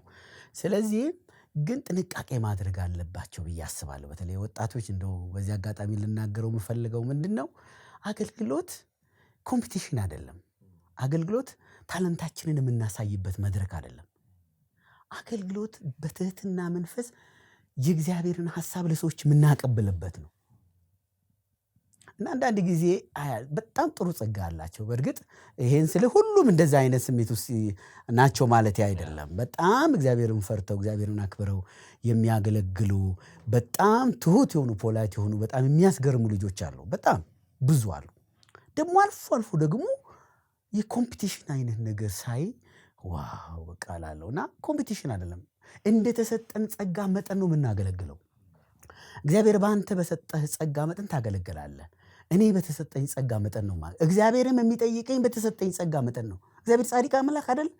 በተሰጠኝ ጸጋ መጠን ነው የሚጠየቀው። ያንን ሰው ትዝ ይልሃል አይደለም? ጌታ ለአንዱ አለ 2 ለአንዱ 1 መክሊት ለአንዱ 2 ለአንዱ ደግሞ 5 መክሊት እና ሲመጣ ጌታቸው ሲመጣ የተሰጣቸውን አትርፈው እንደሆነ ነው ያለው እና 1 መክሊት ያለው ቀበረው ይላል እና የሰጠው ሰውየው ግን ጌታቸው ግን የሰጣቸው እንደሚችሉትን ያቅማቸውን ያህል ነው። ጳውሎስም ሲናገር እኮ በተሰጠኝ ጸጋ መጠን እንደ ብልሃተኛ አናጺ መሰረቱ ክርስቶስ ነው አለ። በዚህ መሰረት ላይ ግን ሰው እንዴት እንዲያንጽ ይጠንቀቅ ነው። በተመሰረተው በክርስቶስ መሰረት ላይ እንዴት ነው ማንጸው ብሎ ማሰብ አለበት። እና በተለይ የዝማሬ አገልግሎት 2 መሰረታዊ ነገሮች አሉት። አንደኛው ምንዘምረው በማስተዋል ነው መዘመር ያለብን። ስንዘምር በማስተዋል መዘመር አለብን። ለምን በማስተዋል ዘምሩለት ለንጉሳችን ለእግዚአብሔር ዘምሩለት የክብር አምላክ ነውና ይላል። በማስተዋል ነው የሚዘምረው። እና ማስተዋል እንግዲህ ስንል ብዙ ነገሮች አሉ። በውስጡ ብዙ ነገሮች አሉ። እግዚአብሔር ያደረገልንን እግዚአብሔር በክርስቶስ ኢየሱስ የሰራልንን ነገር እያሰብን በማስተዋል እንዘምራለን። በእግዚአብሔር መንገድ ደግሞ ዘምሩ ይላል። ይዘምሩ ነበር ይላል። በእግዚአብሔር መንገድ ይዘምሩ ነበር። የእግዚአብሔር መንገድ የጽድቅ የቅድስና እግዚአብሔርን የመፍራት እንደዛ ማገልገል አለብን። እና ኮምፒቲሽን ባናደርገው ሰው በተሰጠው ነገር ጌታን በትህትና ቢያገለግል እግዚአብሔር ብድራቱን ይከፍለዋል። እግዚአብሔር የሰጠን አገልግሎት በፍቅር እንድናገለግል እንጂ ውድድር እኮ አይደለም። ውድድር ያለው እዛኛው ዓለም ላይ ነው። እዛኛው ዓለም ላይ ውድድር ይሰራል። እዚህ ግን ሮጠህ መጨረስህን ነው። ጳውሎስ እኮ ሲናገር በሽቅድምድም ስፍራ የሚሮጡ ብዙዎች ናቸው፣ የሚያገኘው ግን አንድ ነው ይላል። ዋንጫውን የሚወስደው አንድ ነው፣ ሮጦ ያሸነፈው ነው። እኛ ግን እንደዛ አይደለም። እነዛ የሚጠፋውን አክሊል ለመውረስ ነው ይላል። እኛ ግን የማይጠፋውን ሕያው የሆነውን አክሊል ለመውረስ ሁላችንም የሚሰጠን ጳውሎስ ሲናገር ምንድን ነው ያለው? ጻድቅ ፈራጅ ከሆነው ጌታ ያን ቀን የጽድቅን አክሊል እቀበላለሁ አለ። ለእኔም ብቻ ሳይሆን ምንድነው መገለጡን ለሚጠባበቁ ሁሉ ይህንን ያሰርክባቸዋል። እና ሮጦ በጽድቅ ለሚያገለግሉ ለጽድቅ ለሚሮጡና ለሚፈጽሙ ሁሉ እግዚአብሔር ሽልማት አለው። ያንን ነው ማሰብ የሚገባው። ምክንያቱም ኮምፒቲሽን ላይ መጠላለፍም ይመጣል እና ወንድም ወንድሙን ለመጥለፍ ወንድሙ ላይ ሌላ ተንኮል ለማድረግ ሰይጣናዊ የሆነ ስጋዊ የሆነ ስሜት ከዛ ይመነጫል። እና ኮምፒቲሽን ውስጥ ባይገባ ታለንት የምናሳይበት ሳይሆን ጸጋን የምናሳይበት የእግዚአብሔርን መገለጥ በዛ ውስጥ ሰዎች የሚረዱበትን ነገር ለማድረግ ማሰብ ይገባል ብዬ ነው ማሰብ። በጣም ግሩም የሆኑ ሐሳቦች ተነስተዋል። ስቅለት ባህል ምሽት ላይ ነው ያለነው። ጥሩ ተመልካቾች እየወደዱት ያሉ ይመስለኛል። ምክንያቱም እስካሁን ሰዓት ድረስ እየተከታተሉን ከሆኑ ተጠቅመዋል ማለት ነው። ስለዚህ እየተደሰቱ እንደሆነ እየተባረኩ እንደሆነ ተስፋ አደርጋለሁ። የቁጥር 2 አልበምህ 1996 ነው የወጣው። አንገቴን አልደፋም ከሱ 93 ነው እንግዲህ 93 እኔ 96 ተነስቼ አስቤው በጣም ቆየ ብል ነበር። አንተ ጭራሽ እንደውም ሳባረከው ወደዛ 93 ከሆነ እንግዲህ 20 ዓመት በላይ ሆኖታል። ያ ቅድም ቁጥር 3ቱ ተዘጋጅቶ ሳይለቀቅ ቀረ ብለኸኛል። በራስ ምክንያት ያው ከመዝሙር ቤቶች ጋር በነበረ ነገር ግን አሁን ምልህ ረጅም ዓመት ነው ዝማሬ ከለቀቅ። በርካታ ዝማሬዎች አሉ። ግን ደግሞ አሁን ወቅቱ የዩቲዩብም ነው። መዝሙር ቤቶቹም የሉም። አሁን በነጻነት ዲጂታል ዓለም ውስጥ እንደወደድክ ዝማሬ ማቅረብ እድል አለና ለምንድን ነው ወደዛ መምጣት ያልፈለግከው? እንግዲህ ያው ዝማሬ በካሴትም ሆነ በእንደዚህ ለማውጣት በጣም በርካታ ዝማሬዎች በእውነት አሉ። እግዚአብሔር የሰጠኝ ዝማሬዎች አሁን በካሴት ቢደረጉ ቢያንስ ወደ 10 ሲዲ መስራት የሚችልባቸው በጣም በርካታ ዝማሬዎች ደግሞ በጣም ቆንጆ ዝማሬዎች አሉ። ግን ትልቁ ቻሌንጅ በእውነት ለመናገር ፋይናንስ ነው። በጣም በዚህ አቅጣጫ በጣም ትግል አለብኝ እና ያ ነው በቃ ወደ ኋላ የጎተተኝ። ሌላው ምን ነበረ በወቅቱ እነዚህ መዝሙር ቤቶች ያው እንደነገርኩህ ይደዋወሉና የሆነ ነገር ያለው ባይዘዌ የመጀመሪያው ካሴቴ ራሱ ሲወጣ አንድ ሰው እንዲሸጥለት ካሴቱን ፈለገ ማለት ነው። ልግዛህ አለኝ። እኔ ደግሞ ወንጌል በገጠር ቁጥር 2 በጣም አብሬያቸው አገለግላለሁ እና ያላቸውን ክፍተት አይ ነበር እና እኔ ለነሱ ለመስጠት ነው የፈለኩት። አይ ለነሱ ነው የምሰጠው ብዬ ስል እየዞረ ማለት ነው በዛን ዘመን ማለት እየዞረ ካሴት ቤቶችን ያው እንግዲህ በዛን ዘመን ስቲከር ምናምን ነገር አለ እና ከሱ ነው የሚወስዱ የታወቀ ነውና ከሱ ይወስዳሉ። አልሰጣቸውም አላቸው። የታወቁ ዘማሪያንን እሱ ነበር የሚያሳትም የነበረው። ይሄንን ካሴት ከገዛችሁ አልሰጣችሁም ማለት እየዞረ ወንጌል በገጠሮች ግን ደግሞ በየቸርቹ የሆነ ቸርቾች መሸጫ ነበራቸው ትንንሽ ነው እና አሁን ይኑር ብዙ አይደለም። አሁን በፊት ነበር እንደዛ እና እዛ እየወሰዱ ዲስትሪቢዩት ማድረግ ጀመሩ እና ሰው እየገዛው እየሰማ እንትን ሲል ሰዎች እየሄዱ እንደሱ መጠየቅ ጀመሩ። የተገኘ ካሴት ሲባል አየለንም ሲሉ ገበያው እንግዲህ ገበያ ፈላጊ ስለሆኑ በጣም ገበያው እንትን ሲል መተው ከነሱ ስቲከር መውሰድ ጀምሮ እና ጥሶ የወጣ ካሴት ነው እና ከመጀመሪያው ጀምሮ የኔ ዝማሬ አገልግሎት ላይ ምንድነው እንደዚህ አይነት ቻሌንጅ ላለውና ጸልያለሁ በሚችለው አቅምና እግዚአብሔር ታማኝ ነው። ከዚህም በኋላ እንግዲህ ጥሩ ዘመን ነው። አሁን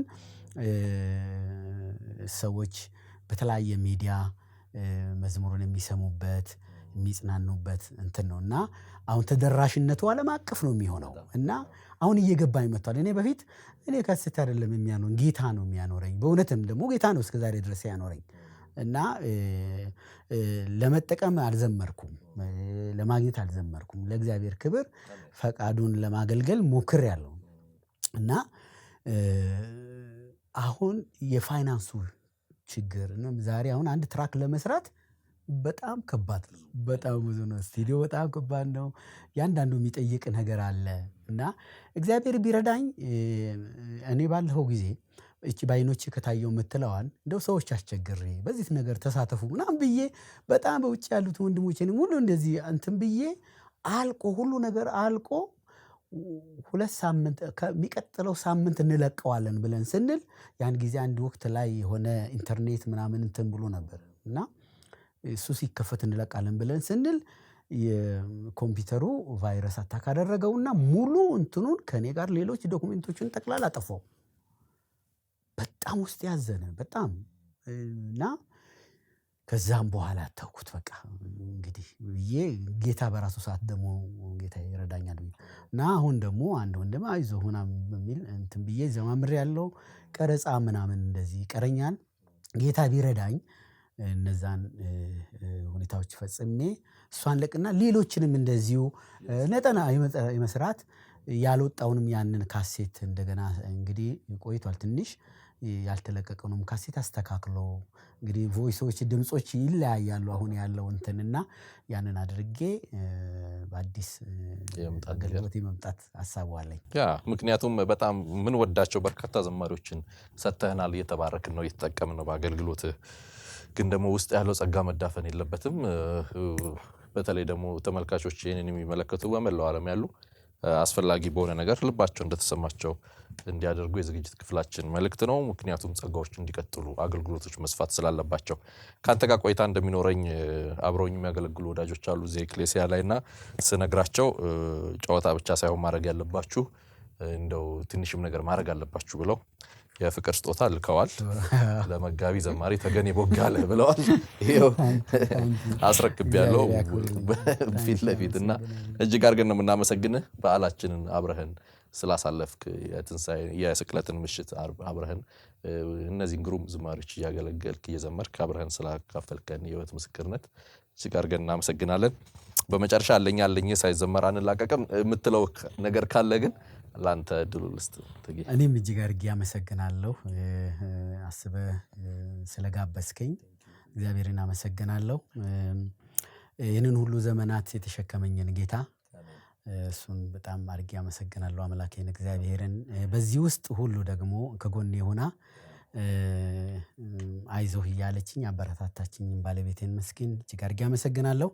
በአጠቃላይ ከጎኔ በመሆን በጸሎት አይዞህ በማለት በውጭም ሀገር ውስጥም በዚህም ሀገር ሆነው ከጎኔ እስከዛሬ ድረስ የቆሙ ወንድሞችን እህቶችን እግዚአብሔር ይባርካችሁ ማለት እፈልጋለሁ። እንግዲህ የፋሲካ በዓል ድንቅ በዓል ነው። በጣም እኔ ከመወለዱ የጌታ ውልደት በጣም የሚያስገርም ነው ሰው ሆኖ መገለጡ።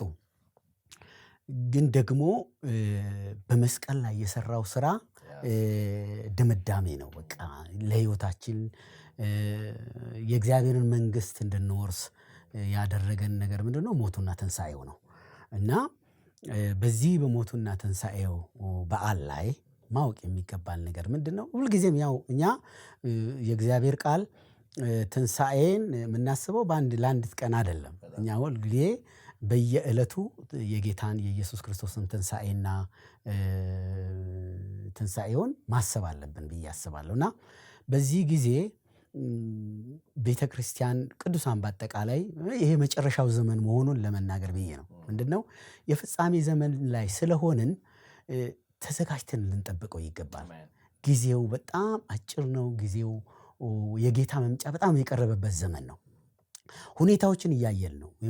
ብዙ ምልክቶች ቤታችን እያንኳኩ ነው እና ጌታም የተናገራቸው ወደፊትም ይፈጸማሉ ብለን የምንላቸው በሐዋርያት የተነገረው ትንቢት ጌታ የተናገራቸው እየተፈጸሙ ነው ያሉት። ስለዚህ ቤተ ክርስቲያን ነቅታ በተልእኮ ላይ ትኩረት አድርጋ የወንጌል ተልእኮ ላይ በተለይ ትኩረት አድርጋ መጠበቅ አለባት ብዬ አስባለሁ። እና ፍቅራችንን ጠብቀን የጌታን የኢየሱስ ክርስቶስን ምጽአት መጠበቅ አለብን። እና ትንሣኤውን ስናስብ በብዙ ችግር ውስጥ ያሉ ያዘኑ ጎረቤቶቻችን በብዙ ችግር ውስጥ ያሉ ወንድሞችን እህቶችን በማሰብ የጌታን ፍቅር እንድናይ እንድንገልጥ ይህንን ማሳሰብ ፈልገው ለመላው የክርስትና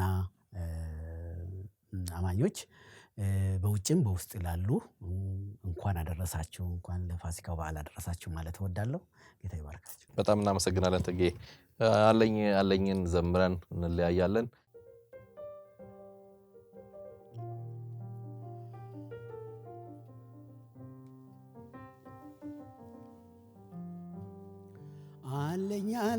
አለኝ ኢየሱስ አለኝ የሚያኮራ ጌታ ይዣለሁ በእውነት ታድያለሁ። አለኝ ኢየሱስ አለኝ የሚያኮራ ጌታ ይዣለሁ በእውነት ታድያለሁ። አለህ ኢየሱስ አለህ የሚያኮራ ጌታ ይዘሃል በእውነት ታድለሃል። አለሽ ኢየሱስ አለሽ የሚያኮራ ጌታ ይዘሻል በእውነት ታድለሻል። የሕይወት ምንጭ ነው ሞገሱ የሚያስመካ የለም እንደሱ።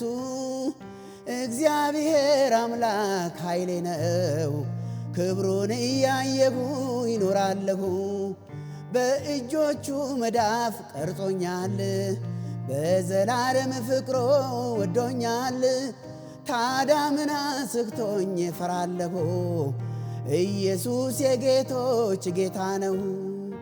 አለኝ አለኝ አለኝ ኢየሱስ አለኝ የሚያኮራ ጌታ ይዣለሁ በእውነት ታድያለሁ። አለኝ አለኝ አለኝ ኢየሱስ አለኝ የሚያኮራ ጌታ ይዣለሁ በእውነት ታድያለሁ። የአርጤክስስን አዋጅ ቀይሮ የጠላቴን ቀንበር ሰባብሮ ሞቴን በጥበቡ ሽሮልኝ ሰማያዊው ንጉሥ መጣልኝ። ማቄን ከላይ ላይ አስጥሎ ንጉሥ ይወደዋል አስብሎ ታምራት ሰርቶልኝ ስላየሁ እኔስ በኢየሱሴ ኮራለሁ። አለኝ አለኝ አለኝ ኢየሱስ አለኝ የሚያኮራ ጌታ ይዣለሁ በእውነት ታድያለሁ። አለኝ አለኝ አለኝ ኢየሱስ አለኝ የሚያኮራ ጌታ ይዣለሁ በእውነት ታድያለሁ። እግዚአብሔር አምላክ ሲያድለኝ በአንድያ ልጁ አገኘኝ። ያዘመመ ቤቴን አቀና አንደበቴን ሞላ ምስጋና። ሰላም በሌለበት ሰላሜ በረሃቡ ዘመን ጥጋቤ ሆኖልኝ ስላየሁ ጌታዬ እኔም ሾሜዋለሁ በላዬ። አለኝ አለኝ አለኝ ኢየሱስ አለኝ የሚያኮራ ጌታ ይዣለሁ በእውነት ታድያለሁ። አለኝ አለኝ አለኝ ኢየሱስ አለኝ የሚያኮራ ጌታ ይዣለሁ በእውነት ታድያለሁ። ታድለናል። አሜን ሃሌሉያ። የሚገርም ዝማሬ። አሜን ሃሌሉያ። ታስላለን ታድለናል። አሜን አሜን አሜን። የሚበልጥ የሚያስመካ ነገር የለም። አሜን ሃሌሉያ። መታደል ነው የክርስቶስ መሆን መታደል ነው። በጣም ክብር ለሱ ይሁን። እግዚአብሔር ይባረክ። ይህን ይመስል ነበር እንግዲህ የአርብ የስቅለት መርሃ ግብራችን እንደወደዳችሁት እንደተጠቀማችሁበት ተስፋ አረጋለሁ። በተለይ መጋቢ ዘማሪ ተገኔ ቦጋለን ማግኘት የምትፈልጉ ስክሪን ላይ አድራሻውን እናረጋለን። በልባችሁ የተሰማችሁን ሐሳብ፣ ምክር፣ ኮሜንት እንደዚሁም ደግሞ የፍቅር ስጦታም ካለ የኛ ተመልካቾች ብዙ ጊዜ የምታረጉትን እናውቃለን፣ ይደርሰናል። እንደዛ እንድታረጉ የዝግጅት ክፍላችን ሐሳብ ነው። ስክሪን ላይ ባለው አድራሻ እኛን ልታገኙ ትችላላችሁ። ኮሜንት መስጫው ላይ በኮሜንት መስጫው ደግሞ የተሰማችሁን ሐሳብ፣ ምክር፣ የእንኳን አደረሳችሁ መልእክት ሊሆን ይችላል ያክ እንድታካፍሉን አደራ ማለት ፈልጋለሁ። እስካሁን እየተከታተላችሁን ከቆያችሁ ዝግጅታችንን ወዳችሁታል ማለት ነው። ሰብስክራይብ ሳታረጉ የኮሜንት መስጫው ላይ ደግሞ ሐሳባችሁን ሳታረጉ እንዳትሄዱ አደራ ማለት ፈልጋለሁ። አቤት አደለ ኪያ ነኝ። መልካም ጊዜ